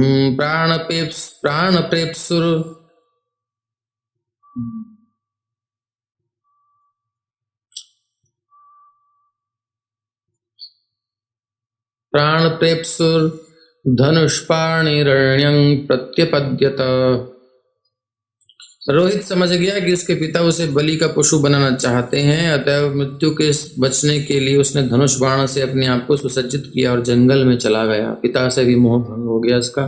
कैसे पिता है। पितरम वरुणग्रस्तं श्रुत्वा जातमहोदरं रोहितो ग्राम में आयेतमिन्द्रः प्रत्यषेधत। जब रोहित ने सुना कि वरुण के कारण उसके पिता को जलोदर रोग हो गया है, अब तुमने कॉन्ट्रैक्ट साइन किया है तो भोगो। ये सकाम उपासना का यही झंझट होता है। अगर देवता की आपने पूजा नहीं करी, देवता को आपने संतुष्ट नहीं किया, तो वो उठा के पटक देगा तुम। ठाकुर जी नहीं करते ऐसा। और उनकी तो घरवाली है, हम सब क्या कैसे पटकेंगे। प्यार करते हैं, थोड़ा सा सताते हैं बस।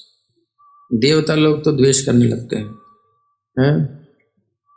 नहीं दिया तुमने पास वचन, नहीं निभाया तो लो। तो बताया कि जलोदर रोग हो गया है तुम्हारे पिता को, उसका पेट फूल गया है, क्योंकि वरुण देव जल के देवता हैं, सो वहीं उन्होंने सिस्टम बिगाड़ दिया। तो वो राजधानी लौट आना चाहता था, लेकिन राजा इंद्र ने उसे ऐसा करने से मना कर दिया, क्योंकि देवताओं का अपना चक्कर भी है। भूमि है परिणम पुण्यम तीर्थ क्षेत्र निषेवणैः रोहिताया दिशचक्र सोप्यरण्ये वसत्समाम। राजा इंद्र ने रोहित को सलाह दी कि वो विभिन्न तीर्थ स्थानों तथा पवित्र स्थलों की यात्रा करे, क्योंकि ऐसे कार्य वस्तुतः पवित्र होते हैं। इस आदेश का पालन करते हुए रोहित 1 वर्ष के लिए जंगल में चला गया। एवं द्वितीये तृतीये चतुर्थे पंचमे तथा अभ्येत्याभ्येत्य स्थविरो विप्रो भूत्वा वृत्रः। इस प्रकार दूसरे, तीसरे, चौथे और 5वें वर्षों के अंत में जब जब रोहित अपनी राजधानी लौटना चाहता था, तो स्वर्ग का राजा इंद्र एक वृद्ध ब्राह्मण के वेश में उसके निकट जाता और गत वर्ष के शब्दों को दोहराते हुए उसे कहता कि कहाँ तुम पड़े हो चक्कर में, जाकर तीर्थ यात्रा करो, यही जीवन का बढ़िया सब किताब है, तो वापस मत जाओ। षष्ठम संवत्सरम तत्र चरित्वा रोहितः पुरीम उपव्रजन् अजीगर्ता दक्रीणान् मध्यमं सुतं शुनः शेफं पशुं पित्रे प्रदाय समबन्धत। तत्पश्चात जंगल में घूमने के पश्चात 6वें वर्ष रोहित अपने पिता की राजधानी लौट आया। उसने आज ही गर्त से उसके दूसरे पुत्र शुनः शेफ को मोल ले लिया, उसने बेच भी दिया। फिर उसे अपने पिता महाराज हरिश्चंद्र को भेंट किया, जिससे वो बलि पशु के रूप में प्रयुक्त किया जा सके। उसने महाराज हरिश्चंद्र को सादर नमस्कार किया। ऐसा लगता है कि उन दिनों मनुष्यों को किसी भी कार्य हेतु खरीदा जा सकता था। महाराज हरिश्चंद्र को ऐसे व्यक्ति की जरूरत थी जिसकी बलि यज्ञ में पशु के रूप में दी जा सके और उस प्रकार वरुण देव को दिया गया वचन पूरा किया जा सके। और इस कार्य हेतु किसी अन्य व्यक्ति से एक मनुष्य खरीदा गया। लाखों वर्ष पूर्व पशु बलि तथा दास व्यापार दोनों प्रचलित थे।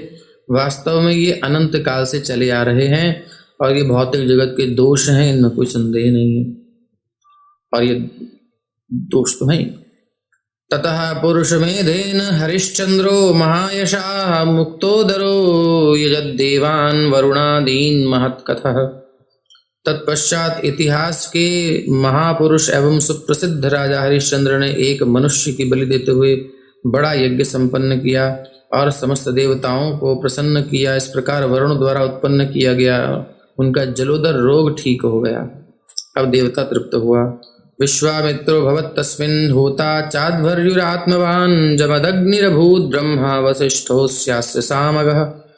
उस बड़े पुरुष मेध यज्ञ, एक अश्वमेध, एक गौमेध, एक पुरुष मेध यज्ञ, इसमें विश्वामित्र आहुति डालने वाले मुख्य पुरोहित होते। पूर्णतया स्वरूप सिद्ध जमदग्नि ने यजुर्वेद के मंत्रोच्चारण करने का उत्तरदायित्व लिया था। ये सर्जरी है, ये यज्ञ और कुछ नहीं है। बड़े बड़े एक्सपर्ट बैठे हैं सर्जन यहाँ पर, और आपको बता दिया गया है ना, पीछे ये सब चर्चाएं चल चुकी हैं, इसलिए नई खोपड़ी नहीं घुमाने की जरूरत कि ये क्या वो क्या। क्योंकि जो बलि दिया जाता है पशु, उसको नव जीवन प्रदान होता है, उसको उच्च योनि मिलती है, या तो वो यहाँ या फिर नेक्स्ट कहीं बढ़िया जगह जाता है। अब क्योंकि बॉडी कॉन्शियसनेस नहीं है ना, ये सब एक्सपर्ट लोग हैं, ये जानते हैं कि सोल मेन पार्ट है, उसको नई कलेवर दिया जाएगा, जो निम्न योनि में से हाई अच्छी योनि में भेज दिया जाएगा। तो ये सर्जरी चल रही है। अब आप लोगों को पता नहीं, हम लोगों को पता नहीं, इसलिए हम कंफ्यूज होते हैं। बट कलयुग में ये मना है, क्योंकि कोई ऐसा कर नहीं सकता, पाखंड कर सकता है इसके नाम पर। तो ये बलि प्रथा बिल्कुल गलत है, इस समय तो बिल्कुल गलत है, उस समय उसकी विधि थी। आपको पता है ना, एक मंत्र का स्वर में भेद होते ही रिजल्ट गड़बड़ हो जाता है। ऐसा सूक्ष्म विज्ञान। तो इसलिए पूर्णतया स्वरूप सिद्ध, इसलिए बताया गया है कि पूर्णतया स्वरूप सिद्ध जमदग्नि के ने यजुर्वेद से मंत्रोच्चारण करने का उत्तरदायित्व लिया, क्योंकि परफेक्ट होना चाहिए। जो अध्वर्यु बने, विश्वामित्र होता बने, गुरु वशिष्ठ मुख्य ब्राह्मण पुरोहित ब्रह्मा थे, और अयास्य मुनि सामवेद से मंत्रों का उच्चारण करने वाले थे। उद्गाता होंगे। तस्मै तुष्टो ददाविन्द्रः शातकौम्भमयं रथं, शुनः शेफस्य माहात्म्यम् उपरिष्टात् प्रचक्ष्यते। राजा इंद्रदेव राजा हरिश्चंद्र से अत्यंत प्रसन्न हुए और उन्हें एक सोने का रथ उपहार में दिया। शुनःशेफ की महिमाओं का वर्णन विश्वामित्र के पुत्र के वर्णन के साथ प्रस्तुत किया गया। सत्यं सारं धृतं सत्यं सारं धृतिं, सत्यं सारं धृतिं दृष्ट्वा सभार्यस्य च भूपतेः विश्वामित्रो भृशं प्रीतो ददावविहतां गतिम्। मनः, तो महर्षि विश्वामित्र ने देखा कि महाराज हरिश्चंद्र अपनी पत्नी सहित सत्यप्रिय, सहिष्णु तथा दृढ़ थे। ये सब के बाद फिर हरिश्चंद्र की परीक्षा हुई थी, जो आपको स्मरण होगा सत्य की। तो हरिश्चंद्र, पहले हरिश्चंद्र को मोह था, उसका परिणाम उन्होंने भोगा। उसके बाद उनको संभवतः ये समझ आया कि सत्य कितना गंभीर है, सत्य का पालन करना। फिर वो सत्य के उपासक हो गए, और फिर तो जागृत की छोड़ो, स्वप्न में भी उन्होंने जो संकल्प किया था वह विश्वामित्र को दान दिया राज्य, सो उन्होंने जागृत में उसको पूर्ण किया। ये बड़ी प्रसिद्ध कथा, आप सबको पता है। तो फिर महर्षि विश्वामित्र ने देखा कि महाराज हरिश्चंद्र अपनी पत्नी सहित सत्यप्रिय, सहिष्णु और दृढ़ थे। इस प्रकार उन्होंने मानव उद्देश्य की पूर्ति हेतु उन्हें अक्षय ज्ञान प्रदान किया। बाद में उनकी बहुत महत्ता हुई। तो देखो, कोई किसी भी स्टेज में हो, वो जो है ना, वो उठ सकता है। ऐसा नहीं कि वो परमानेंटली वहाँ दबा रहेगा, पड़ा रहेगा, नहीं, उठ सकता है। तो उठना चाहिए, उत्साह रखना चाहिए। अक्षय ज्ञान उनको प्रदान किया गया, जो ज्ञान कभी मोहित नहीं होंगे, कभी कंफ्यूज नहीं होंगे। ऐसा आगे वर्णन करते हैं। मनः पृथिव्यां तावद्धिस्तेजपता, मनः पृथिव्यां तावद्धिस्तेजसापो निलेन तत्, खे वायुं धारयंस्तच्च भूतादौ तं महात्मनि। तस्मिन् ज्ञानकलां ध्यात्वा तया ज्ञानं विनिर्दहन् हित्वा तां स्वेन भावेन निर्वाण सुख संविदा, अनिर्देश्या प्रतर्क्येण तस्थौ विध्वस्त बंधन। महाराज हरिश्चंद्र ने पूर्व में किसी भौतिक भोग से भरे अपने मन को पृथ्वी के साथ मिलाकर शुद्ध किया। महाराज हरिश्चंद्र ने पूर्व में भौतिक भोग से भरे अपने मन को पृथ्वी के साथ मिलाकर शुद्ध किया। तब उन्होंने, अब ये इसका मतलब ये नहीं कि उन्होंने मन निकाला पृथ्वी में ऐसे मिला ली, ऐसे थोड़ी होता है। ये सब बातें समझने की हैं, अंतर की क्रियाएं हैं ये। तब उन्होंने पृथ्वी को जल के साथ, ये सब मेंटली करना पड़ता है। हम जो कुछ कर रहे हैं ना एक्चुअल में अंदर ही कर रहे हैं, बाहर तो बात की चीजें, मोटी चीजें हैं। ये जितने हमारे अगल बगल में बैठे हैं ना, जितनी चीजें हमारे आसपास, ये सब हमारे मन में है, तभी ये यहाँ टिकी हुई है। मन में नहीं हो तो उठा के बाहर फेंक देंगे सब, है कि नहीं? जिससे मन नहीं मिल रहा ना, तो धक्के देके बाहर निकाल देते हैं या फिर खुद निकल जाते हैं। मन में है, इसीलिए इनकी सत्ता सामने है। तो काम मन में ही करना, अंतःकरण में ही करना, तो वही ये करते हैं। यानी पृथ्वी वो जल के साथ मिला, यानी मन से सब उत्पन्न हुई सृष्टि ना, तो ऐसे मन को पृथ्वी के साथ मिलाया और पृथ्वी को जल के साथ, अलग अलग प्रक्रियाएं हैं।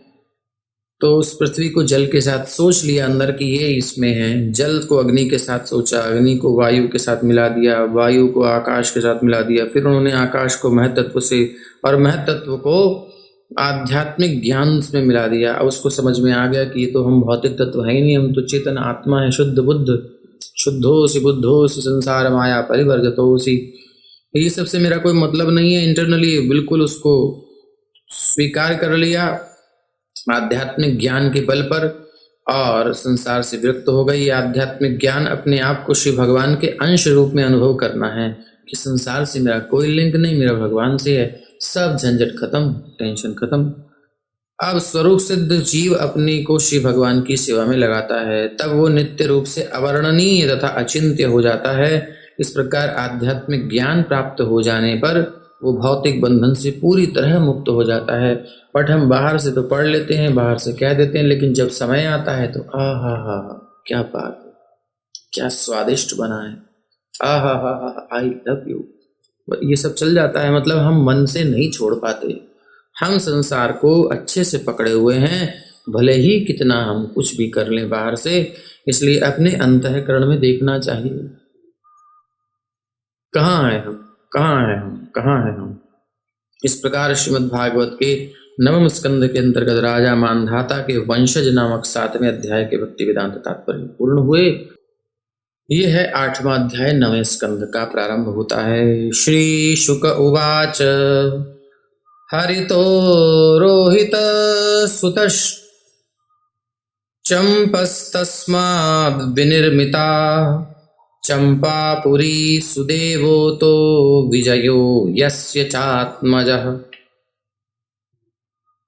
श्री सुखदेव गोस्वामी ने आगे कहा, रोहित का पुत्र हरित हुआ और हरित का पुत्र हुआ चंप, जिसने चंपापुरी नामक नगर का निर्माण कराया। चंप का पुत्र हुआ सुदेव और सुदेव का पुत्र हुआ विजय। भरूकस्तत्सुतस्तस्माद् वृकस्तस्यापि बाहुकः सूरिभिर्हृतभूराजा सभार्यो वनमाविशत्।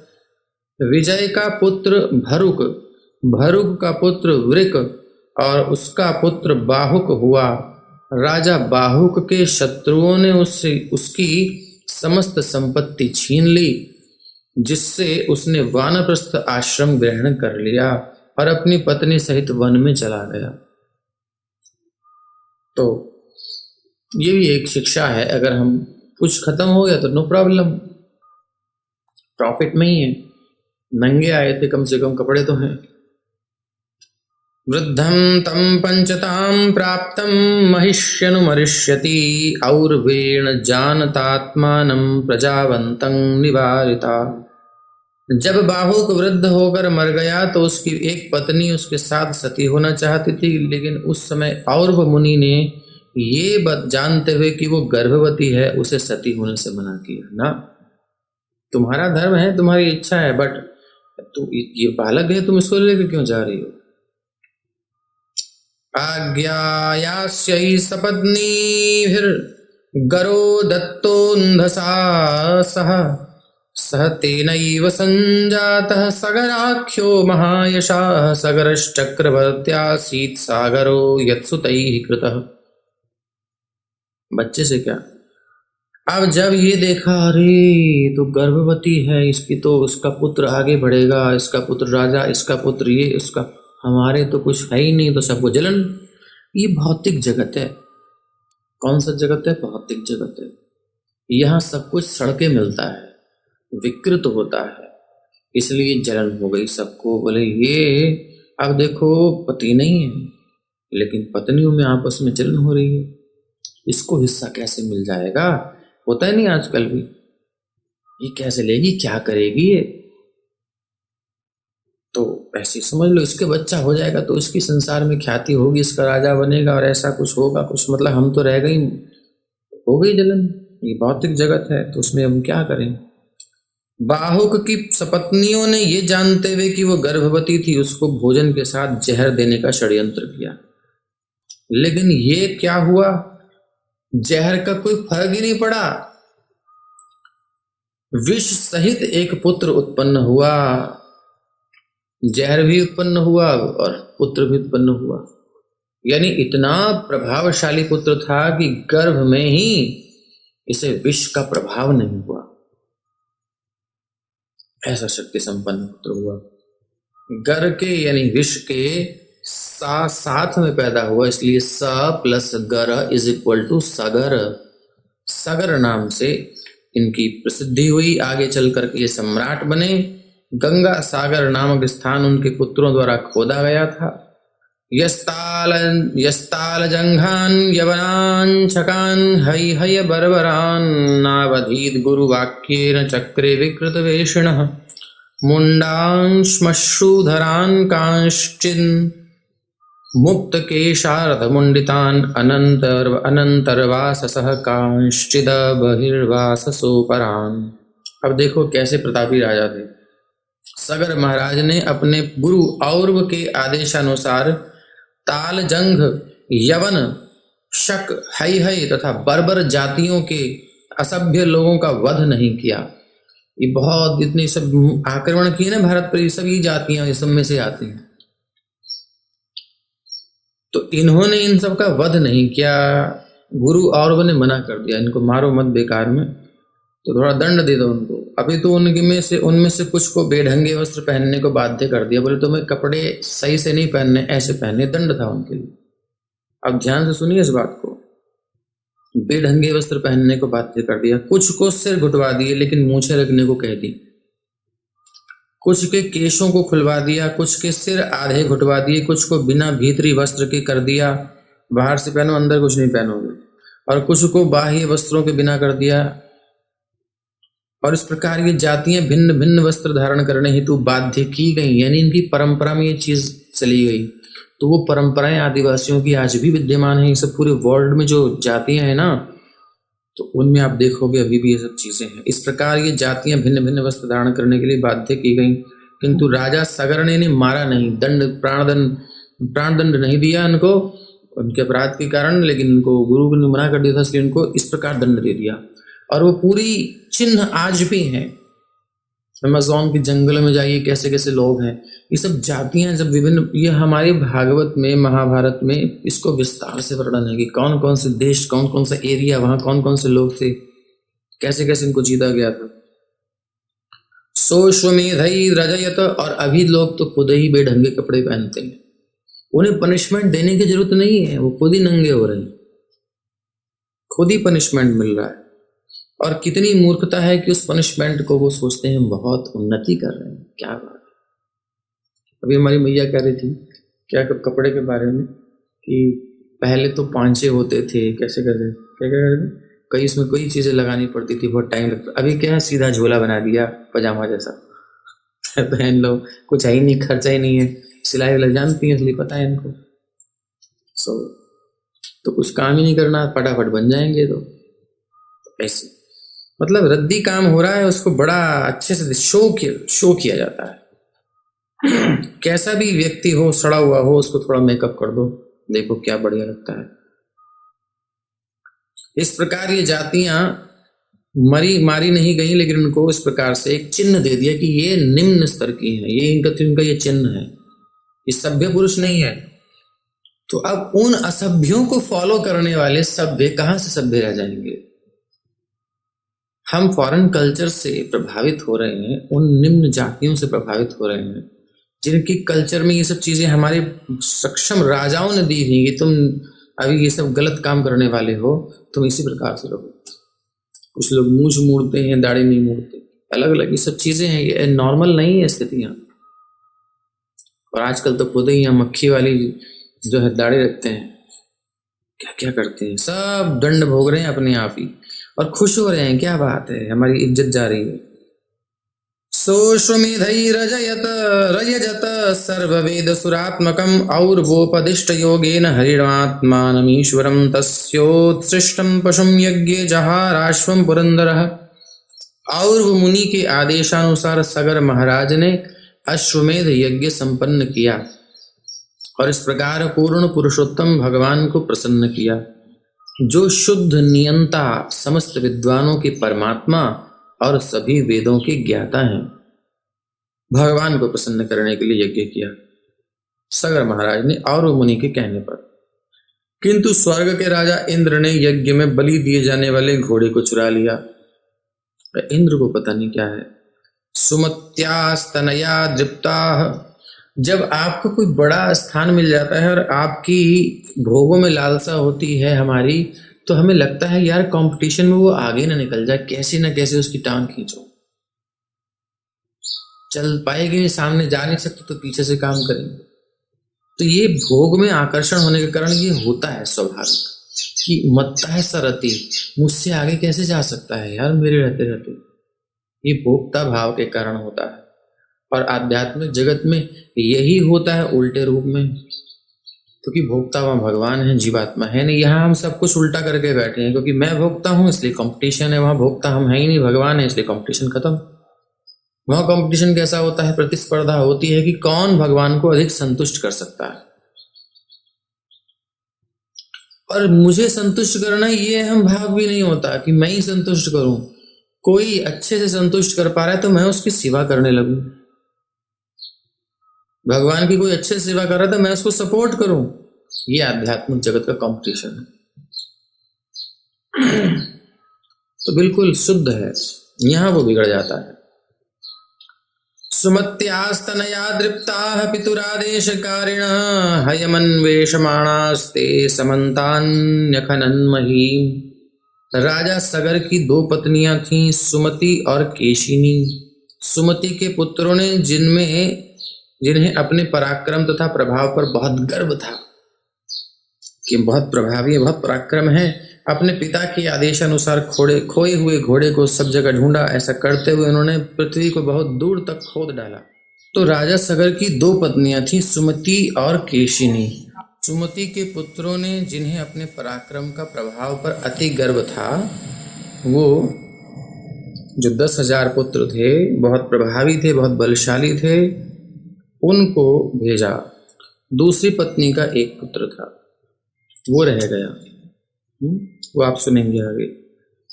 तो अब ये ढूंढते ढूंढते ऊपर देख लिया, सब जगह देख लिया, कहीं नहीं, कहाँ है। सर्च टीम गई और फिर रसादाल में खोदने लगे, बोले नीचे कहीं छुपा दिया हो, कुछ कर दिया हो, खोदो खोदो खोदो। खोदते खोदते पृथ्वी को बहुत दूर तक खोद डाला। प्रागुदीच्यां दिशि हयं ददृशुः कपिलान्तिके एष वाजिहरश्चौर आस्ते मीलितलोचनः हन्यतां पाप इति 60 सहस्रिणः उदायुधा अभिययुरुन्मिषेष तदा मुनि।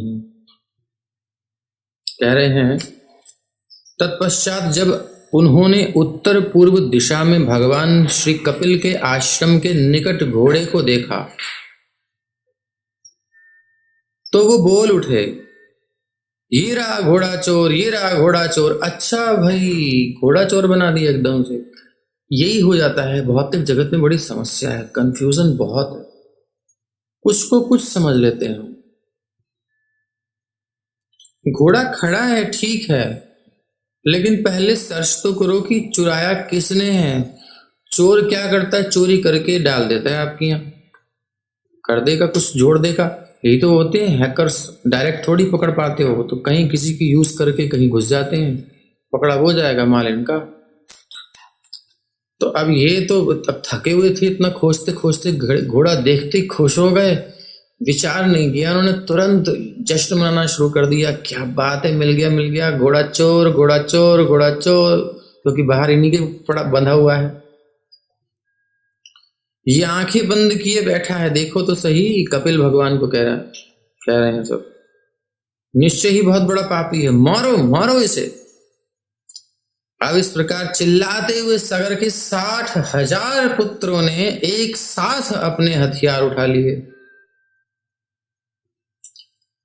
हुआ क्या, और जैसे ही मुनि के निकट पहुंचे, मुनि तो अपनी भगवत चिंतन में है, भगवान ही है एक तरीके से, और भगवत अवतारी, नेत्र खोलते हैं, खोलते ही अभी कुछ क्रिया इंटरनली नेचुरली हो गई, एकदम से उनको लगा रक्षा होनी चाहिए, यह इनका उद्धार होना चाहिए।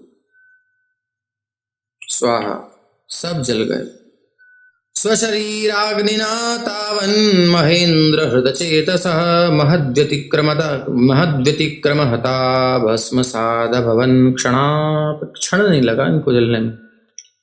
स्वर्ग के राजा इंद्र के प्रभाव से सगर के पुत्रों की बुद्धि मारी गई, जिससे उन्होंने एक महापुरुष का अपमान कर दिया। फलस्वरूप उनके शरीरों से अग्नि निकलने लगी और वो तुरंत ही जलकर राख हो गए।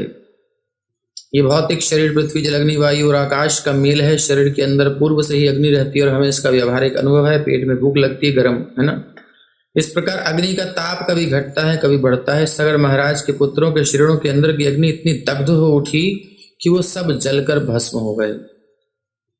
एक महापुरुष के प्रति दुर्व्यवहार करने के कारण अग्नि का ताप बढ़ गया। ऐसा दुर्व्यवहार महद व्यतिक्रम कहलाता है। वो सभी अपने स्वयं के शरीरों की अग्नि से ही मर गए, बाहर से कुछ नहीं करना पड़ा। ये है क्योंकि उन्होंने एक महापुरुष का अपमान किया था। न साधुवादो मुनिकोपभर्जिता नृपेन्द्र पुत्रा इति सत्वधामनि कथं तमो रोषमयं विभाव्यते जगत पवित्रात्मनिखे रजो भुवः। कभी कभी ये तर्क दिया जाता है कि राजा सगर के सभी पुत्र भगवान श्री कपिल की आंखों से निकली अग्नि से भस्मसात हुए थे, लेकिन विद्वान पुरुष इस मत की पुष्टि नहीं करते। भगवान क्यों जलाने लगे किसी को? क्योंकि भगवान श्री कपिल का शरीर नितांत सात्विक था, अतएव उससे क्रोध के रूप में तमोगुण प्रकट नहीं हो सकता था। जिस प्रकार निर्मल आकाश को पृथ्वी की धूल दूषित नहीं कर सकती, तो उसी प्रकार से यस्येरिता सांख्यमयी दृढ़े नौर्यया मुमुक्षुस्तरते दुरत्ययं भवार्णवं मृत्युपथं विपश्चितः परात्मभूतस्य कथं वृथं मतिः। क्योंकि तर्क दे रहे हैं सुखदेव जी, अंधानुकरण नहीं करना चाहिए। सगर के पुत्रों को कपिल भगवान ने जला दिया, नहीं, कुछ हुआ। हमने पहले बोला था कुछ हुआ,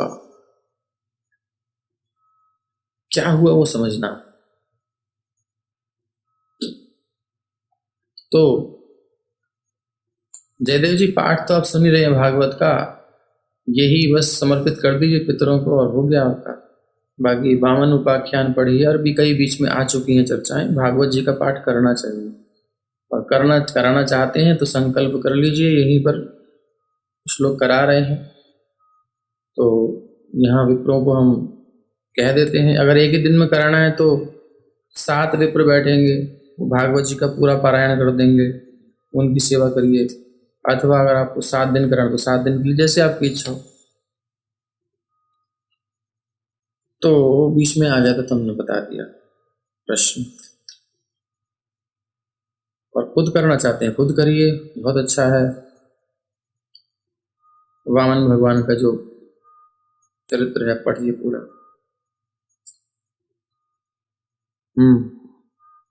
तो भगवान कपिल ने इस भौतिक जगत में सांख्य दर्शन का प्रवर्तन किया है। आपने तीसरे स्कंद में तो सुना ही है उपदेश सांख्य दर्शन, जो अज्ञान रूपी सागर को पार करने के लिए एक मजबूत नाव है। निस्संदेह भव सागर को पार करने के इच्छुक व्यक्ति को उस दर्शन का आश्रय ग्रहण करना चाहिए। तो जब सांख्य दर्शन का प्रवर्तक है कोई, वो जब सब तत्वों को भेद करके अपने आप को अलग देख रहा है तो वो कैसे मोहित हो सकता है। स्वयं भगवान के सत्यावेश अवतार हैं कपिल, इसलिए उनकी दृष्टि में ना कोई मित्र है ना कोई शत्रु। वो अपनी सहज अवस्था में नेत्र खोले, कुछ आवाज सुनी और खोल दिए, खोला तो फिर क्रिया हो गई, महद व्यतिक्रम हुआ। ये महापुरुष कभी अपराध नहीं लेते किसी का, जैसे कि अम्बरीश ने कोई अपराध नहीं लिया था दुर्वासा का, लेकिन वो महद व्यतिक्रम एक है। भगवान की जो है इच्छा है मेरे भक्तों के नाश नहीं हो सकता, तो भगवान की कुछ सिक्योरिटी है, कुछ सिस्टम है ऐसा हिडन। कोई भक्त अपराध न ले, लेकिन यदि हमारे मन में उसके प्रति कुछ ऐसी भावना है तो वो हमको उसका रिएक्शन भोगना पड़ेगा। चरण धूलि महापुरुष की वो अपराध ग्रहण कर लेती है, महापुरुष नहीं करता। ये सिस्टम है, भगवान की प्रोटेक्शन दी हुई है भक्तों को। जलेगा वो, शांत नहीं रह सकता जो भक्त से द्वेष करेगा। जो दिव्य पद को प्राप्त होता है वो हमेशा प्रसन्न रहता है। प्रसन्नात्मा ब्रह्मभूत प्रसन्नात्मा, न शोचति न कांक्षति, न चिंता करता है कि मेरी रक्षा कैसे होगी, क्या होगा क्या नहीं होगा, न कांक्षति, न इच्छा रखता है कि कुछ मिले, है ना।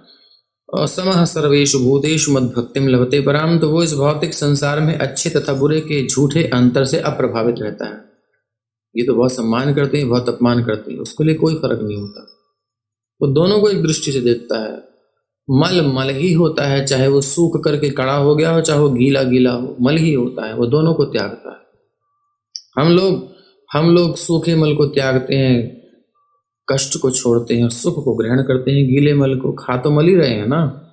इसलिए मुक्त पुरुष इन दोनों से परे होता है, इसलिए ऐसा महान पुरुष समः सर्वेषु भूतेषु अर्थात प्रत्येक व्यक्ति के साथ समान व्यवहार करता है, आत्मा के स्तर पर सबके कल्याण की भावना रखता है, मित्र तथा शत्रु के बीच भेदभाव नहीं बरतता, क्योंकि वो भौतिक कलमश से रहित शुद्ध पद पर स्थित होता है। भौतिक कलमश में भेदभाव है, आध्यात्मिक स्वरूप में नहीं है, वहाँ कलमश नहीं है, इसलिए वो परात्म भूत या ब्रह्मभूत कहलाता है। इसलिए भगवान श्री कपिल महाराज सगर के पुत्रों पर जरा भी क्रुद्ध नहीं हुए थे, प्रत्युत वो सभी स्वयं स्वयं के शरीर के ताप से भस्मसात हो गए। अपराध के कारण उनकी अग्नि ही उनको जला दी। यो समंजस इत्युक्तः सखेशिन्या नृपात्मजः तस्य पुत्रो अंशुमान् नाम पितामह हिते रतः। वर्णन करते हैं, महाराज सगर के पुत्रों में एक का नाम असमंजस था, जो राजा की दूसरी पत्नी केशिनी की कोख से उत्पन्न हुआ था। असमंजस का पुत्र अंशुमान हुआ और उसके पितामह महाराज सगर के कल्याण कार्य में सदैव लगा रहता था। तो ये जो है अंशुमान जी लगे थे। तो असमंजस आत्मानं दर्शयन्न समंजसम, सही तो है। जाति स्मरः पुरा संगाद योगी योगाद विचालितः आचरन् गर्हितं लोके ज्ञातीनां कर्म विप्रियं सरैव्यां क्रीडतो बालान् प्रास्यदुद्वेजयञ्जनम्। असमंजस पिछले जन्म में एक महान योगी था। अब देखो कैसी, आप बड़ी अजीब अजीब बातें देखोगे। बस हो गया आपका टाइम, मुझे पता है, लेकिन सुन लो। असमंजस ये क्यों नहीं मतलब राजा बना, असमंजस का पुत्र क्यों बना अंशुमान, क्यों वो आगे की क्रियाएं सब उसने की। देखो ये रोल है ना, इस रोल में ज्यादा अच्छे बनने की जरूरत नहीं है। संसार में अच्छा पति, अच्छा पुत्र, अच्छी पत्नी, अच्छा ये अच्छा वो, ये बनोगे तो और संसार में ही फंसना पड़ेगा और संसार ही चिपकेगा। ये योगियों की भाषा है, हम लोगों के लिए नहीं है। हम तो सब लोग नहीं करेंगे तो फिर जूते पड़ेंगे हम लोगों को, और हम झेल नहीं सकते इन जूतों को। मतलब वाणी के कठोर शब्द भी मिल सकते हैं, कुछ भी मिल सकता है, लेकिन योगियों की बात सुन लीजिए आप। असमंजस पिछले जन्म में एक महान योगी था, लेकिन कुसंगति के कारण वो अपने उच्च पद से नीचे गिर गया था। योग भ्रष्टो भी जायते, योग से भ्रष्ट हो जाते हैं लोग। लेकिन अब इस जन्म में वो राज परिवार में उत्पन्न हुआ। आपको पता है शुचिनाम श्रीमतांगेहे योग भ्रष्टो भी जायते। तो श्रीमतांगे राजा के किसी बढ़िया फैमिली में पैदा होता है, भ्रष्ट होने के बाद भक्त योगी तो योगियों की ये पतन की यह हालत है कि वो राज परिवार में जन्म लिए और जाति स्मर था। मतलब ये कि जाति स्मर वो होता है इसको अपने पूर्व जन्म की बात याद रहती है। जैसे कि भरत महाराज भी जाति स्मर थे, हिरण की योनि में आकर के भी याद रहा उनको।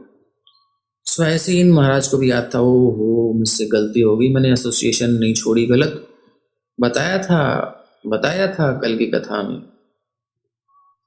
अपनी जीवन की आप बीती सुनाई थी।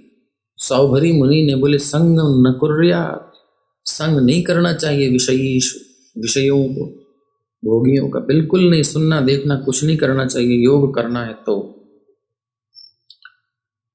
इनको याद आ गया गड़बड़ हो गई थी हमसे, अब हम नहीं फंसेंगे। अब ये राजा का जीवन मिला है, राजा बन सकते हैं, सम्राट मिलेंगे बनेंगे, नहीं चाहिए मुझे ये भ्रष्टता नहीं चाहिए। भ्रष्ट होने के बाद जहां मुझे राजा बनाया जा रहा है उसकी सिद्धि में क्या लाभ होगा। तो इसलिए तुरंत ये कैसे निकले। अब ये को कि पुत्र है तो पुत्र को तो फिर झेलना पड़ेगा। सब राजकुमार है तो राजकुमार का सम्मान होगा, इनको गद्दी पर बिठाया ही जाएगा। अब वो भी नहीं कर सकते कुछ, तो क्या करें, कोई युक्ति लगाएं। तो उसने कहा इस रोल से मुझे खुद ही ये लोग अलग कर दें, राजा ना बनाए मुझे भजन करना है, मुझे योग साधना करनी है, मुझे निकलना है यहाँ से, इस प्रकृति के जाल से। फालतू को राजा बना देंगे ये लोग, कबाड़ा दे देंगे मुझे ला करके। अब योगियों के लिए तो बकवास है ये सब चीजें संसार की। तो क्या करता था वो, अपने आप को दुर्जन के रूप में दिखाना चाहता था, है नहीं दुर्जन लेकिन दिखाता। ऐसे कई साधु भी हैं जो रात भर भजन करेंगे और सुबह उठ करके 3, 4, 5 बजे 6 बजे अपना सोते हुए मिलेंगे। आप उठ के जब देखोगे सो रहा है, कैसा साधु है, बेकार आदमी है। कुछ लोग गालियां देते हैं, तेरी ऐसी की तैसी और ये आगे यहाँ से, ऐसे भी है कुछ। लेकिन वो बड़े सरल होते हैं। कोई अधिकारी पहुंचता है ना उनके पास तो उसको प्रेम से बताते हैं सब कुछ। लेकिन ये सब भोगी लोग आते हैं तो गालियां देते के बात करते हैं। आदमी दूर रहे उनसे। ये कुछ क्रियाएं होती हैं, इनकी रहस्य हम समझ नहीं पाते, इसलिए तार वाक्य क्रिया मुद्रा विधे विज्ञेह ना बुझे। बड़े बड़े विद्वान नहीं समझ पाते क्यों कर रहा है। उसको प्रॉपर्टी मिल गई ना, उसको बचाना है, उसको ये लुटेरे हैं सब संसार में। ये 5वें स्कंद में आपने देख ही लिया है। हाँ, आप लोगों के लिए, हम लोगों के लिए नहीं कह रहे हैं हम, आप लोगों को तो फिर परेशानी हो जाएगी ना घर में, तो वो अभी कोई बात नहीं, अभी हमारी स्टेज भी नहीं है, लेकिन योगियों की बात है। तो कैसे दिखाऊं कि दुर्जन हूं मैं। तो क्या करता था, जनता और उसके परिजनों की दृष्टि में गर्हित और प्रतिकूल होता था। क्या करता था, सरयू नदी में खेल करते करते बालकों को गहरे जल में फेंक कर उन्हें तंग करता रहता था, उठा उठा के फेंक देता बच्चों को। एवं वृत्तः परित्यक्तः पित्रा स्नेहमपोह्य वै योगैश्वर्येण बालांस्तान् दर्शयित्वा ततो ययौ। मतलब बच्चों को फेंक देता जल में और सब डूब के मर जाते। कहाँ गए बच्चे बताइए, मारे जा रहे। कैसा राजकुमार है, ऐसा दुष्ट राजकुमार, ऐसा नीच राजकुमार, ऐसा राजकुमार, सब निंदा कर रहे हैं, ये खुश हो रहे हैं। क्या बात है, ये भक्तों की स्थिति होती है, योगियों की जो संसार की निंदा में मौज करते हैं। क्या बात है, अब मुझे रोल से मुक्ति मिल जाएगी, झंझट खत्म। हाँ, तो अब सबने निंदा करनी, सारी प्रजा विरोध में आ गई। महाराज इसको राजा मत बना देना। आप महाराज ने कही प्रजा ही साथ नहीं दे रही तो फिर मुझे क्या करना, ये पुत्र ऐसा है, इसको सुधारूं कैसे मैं। सुधरेंगे तब जब सुधरना चाहेंगे। खेल खेल में बालकों को गहरे जल में फेंक कर उन्हें तंग करता रहता था, घर वालों को। एवं वृत्तः परित्यक्तः, चूंकि असमंजस ऐसे गर्हित कार्यों में लगा रहता था, इसलिए उसके पिता ने उससे स्नेह करना छोड़ दिया और उसे घर से निकाल दिया। तब असमंजस ने उन बालकों को जीवित करके उन्हें राजा तथा उनके माता पिताओं को दिखलाकर अपनी योग शक्ति का प्रदर्शन किया। जब सबने त्याग दिया, कहा पिताश्री क्षमा चाहता हूँ, मेरा जो कार्य करना था हो गया, लेकिन वो कोई बच्चा मरा नहीं है, वो तो मैंने अपनी योग शक्ति से ही सब किया था। लो सब बच्चे तुम्हारे बढ़िया से मौज करते हुए, बढ़िया वेल ड्रेस्ड मस्ती के साथ, इनको पता ही नहीं चला कि डूबे हैं तो मौज कर रहे थे। ये लीजिए सब स्वीकार कीजिए, अपन चलते हैं। अब दुनिया रोक रही है लेकिन कोई नहीं रुके, तो गए।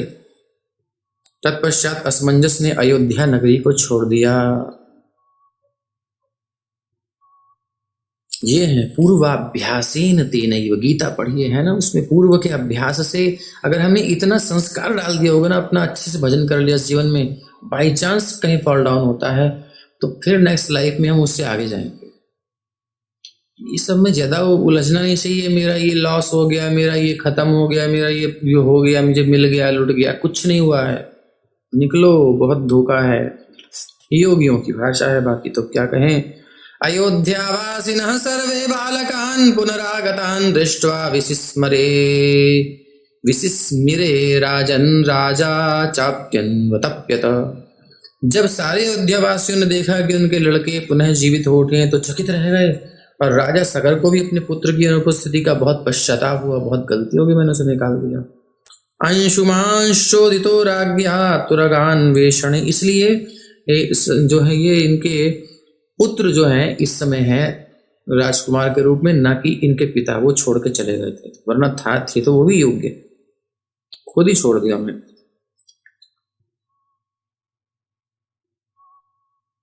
तत्पश्चात महाराज सगर ने अपने पौत्र अंशुमान को घोड़ा ढूंढ लाने का आदेश दिया। अंशुमान अपने चाचाओं के पक्ष से होकर धीरे धीरे राख के ढेर तक पहुंचा उस रास्ते से क्लू के द्वारा, और उसी के निकट घोड़े को पाया बंधा हुआ। अब इसके व्यवहार में अंतर, कितना सौम्य स्वभाव है ये हम कल देखेंगे। और पितृव्यख्यातानुपथम भस्मांति ददृशे हयम, तत्रासीनम, देखता है तत्रासीनम मुनिम वीक्ष्य, वहां एक मुनि को देखता है। तत्र आसीनम एकम मुनि, एक मुनि को देखा, उनको वीक्ष्य देखा। क्या नाम है? कपिलाख्यम अधोक्षजम, कपिल इनका नाम है, और ये अधोक्षज भगवान का ही स्वरूप है। अस्तौत, उनकी स्तुति करी हाथ जोड़ करके। समाहित मना, चंचल मन नहीं है कि हमारे पुरखों को मार दिया, जला दिया, राख पड़ी हुई है और ये कैसा, ये नहीं, कुछ नहीं। बड़ी स्तुति करते कि साधु कभी किसी का अमंगल कर ही नहीं सकता, और साधु के वेश में कोई किसी के साथ दुराचार करता है तो उसका मतलब ये नहीं साधु समाज को ही बदनाम कर दो। साधु कभी किसी का अमंगल नहीं सोचता। पुरातन काल से ये संतों की कृपा से हम जीवित हैं। तो अस्तौत, उनकी स्तुति करी। समाहित मना, बिल्कुल स्थिर मन से, समाहित डूब करके। प्रांजलि, दोनों हाथ हथेलियां जोड़ करके। प्रणतो महान, और महान प्रणत होकर के नमस्कार करते हुए, दंडवत प्रणाम करके नीचे गिरते हुए, और उनको समर्पण किया। साधु को समर्पित हो जाओ, मतलब भगवान आपको रीझ जाएंगे, भगवान आपके ऊपर। समर्पण साधु को करोगे, रीझेंगे ठाकुर जी, क्या बात है। तो अब अंशुमान जी प्रणाम कर रहे हैं, मुनि का दर्शन कर रहे हैं, बड़ा मंगलमय वातावरण है, और ये कुछ बोलेंगे वो हम कल सुनेंगे, तब तक दर्शन करने देते हैं। कितना सुंदर है। ठीक है, उद्धार तो उनके पुरखों का हो ही जाएगा, क्योंकि ऐसे जहाँ अंशुमान जैसे पौत्र हैं तो क्या बात है, चाचा जी के भतीजे हैं तो क्या बात है। ठीक है, तो संसार के रोल में ज्यादा अच्छा अप टू डेट बनने की जरूरत नहीं है, जितना हो रहा है ठीक है। Don't, no tension, no worry. जो हो रहा है जितना कर सकते हैं करें, टेंशन काहे की लेने की, जो होना हो नहीं, अपना प्रयास पूरा करना है। हाँ, अब जब जा ही रहे हो तो वे एक चीज और समझा दें जाते जाते, नहीं तो लोग फिर कहेंगे कि भैया जब होना ही सब कुछ तो कर्म क्या करना। नहीं, एक नाविक कुछ यात्रियों को लेकर के जा रहा है, फटाफट बोल रहा हूँ, और वो यात्रियों को लेकर के जा रहा है तो क्या हुआ, नौका डूबने की नौबत आ गई। नौका डूबने की नौबत आ गई तो वो उसने क्या किया, बोले अब तो कोई उपाय दिख नहीं रहा, अब तो मरना ही है, मरना ही है। तो उन्होंने कहा अब तो कोई उपाय नहीं है, मैं जा रहा हूँ, क्योंकि मैं तो निकल लेता हूँ, तुम लोग अपनी देख लो। नाविक जो था, जो नौका ले जाने वाला, वो कूद करके वो चला गया आगे। वहां पर ये सब बेचारे डूब गए, नाव पलट गई, सब डूब गए, और वो तो मर ही गए। वो नाविक भी जो था ना, वो भी तैरता तैरता, कितना बड़ा तैराक हो, लेकिन वो भंवर आ गया उसमें, भंवर में फंस के वो भी मर गया। सब पहुंचे, नाविक को भी नरक मिला। क्यों मिला पूछा गया तो पता चला कि भाई तुम ये सब लोग तुम्हारे नाव में आए थे, आश्रित थे तुम्हारे, वो डूबने थे पता है, वो तो मरने थे, तो मैंने जान नहीं बचाता, बोले बचाते, लेकिन उन सब की जान खतरे में डाल करके तुमने अपनी जान बचाई। उनकी जान बचाते बचाते यदि तुम मर जाते तो तुम्हें स्वर्ग मिलता। मरना उन्होंने था, लेकिन उनकी जान बचाते हुए तुम मरते तो तुम्हें स्वर्ग मिलता, लेकिन तुमने उनकी जान को खतरे में डाल करके खुद की जान बचाई, इसलिए मरे तो तुम तब भी, मरना तुम्हें भी था। वही मरना, भंवर में मरना, वही मरना, नाव में मरना तुम्हें था, लेकिन यदि थोड़ी सी क्रिया इधर कर देते तो तुम्हें स्वर्ग की प्राप्ति होती, और वहां तुम्हें नरक में आना पड़ा। तो इसलिए ऐसा नहीं है कि हमें कुछ नहीं करना है, पूरी परिश्रम करना है, पूरी मेहनत करनी है, बात को समझना है। और बहुत सेंसिटिव हैं ये चीज़ें, बहुत हल्का सा इधर करने से, हल्का सा उधर करने से गड़बड़ हो जाएगी। इसलिए पूरी निष्ठा से अपना कर्तव्य निभाएं। जब तक पूरी स्थिति नहीं हो जाती तब तक कुछ त्यागने की जरूरत नहीं, और जब ये स्थिति हो जाएगी तो फिर सांप की केंचुली अपने आप छूट जाती है, छोड़ना आना नहीं पड़ता उसको। अब जबरदस्ती रगड़ेगा तो खून निकलेगा ना। नेचुरली जब पकता है वो मीठा होता है, जबरदस्ती मत पकाओ, उसको स्वाद नहीं आता। इसलिए अभी जो कर्तव्य हैं घर गृहस्थी के करिए, लेकिन ये जान लीजिए कि सिचुएशन ये भी है, ये है हमारा असली डेस्टिनेशन, गंतव्य। लेकिन वो समय पर अपने आप होगा। हमें करना क्या है, सिंपली हरे कृष्ण कृष्ण कृष्ण हरे हरे, हरे राम राम राम हरे हरे। तो विद फैमिली भगवान की सेवा भजन करते हुए, खूब अच्छे से सबको प्रबोध देते हुए, जागृत करते हुए, सच्चाई बताते हुए संसार की सबको प्रिपेयर करना है, तैयार करना है संसार के जंजाल से निकलने के लिए और अपने घर वापस जाने के लिए और पीसफुली लाइफ जीने के लिए, परमानेंटली। यही सबके लिए हम कामना करते हैं। इसी के साथ विश्राम करते हैं। श्रीमद् भागवत महा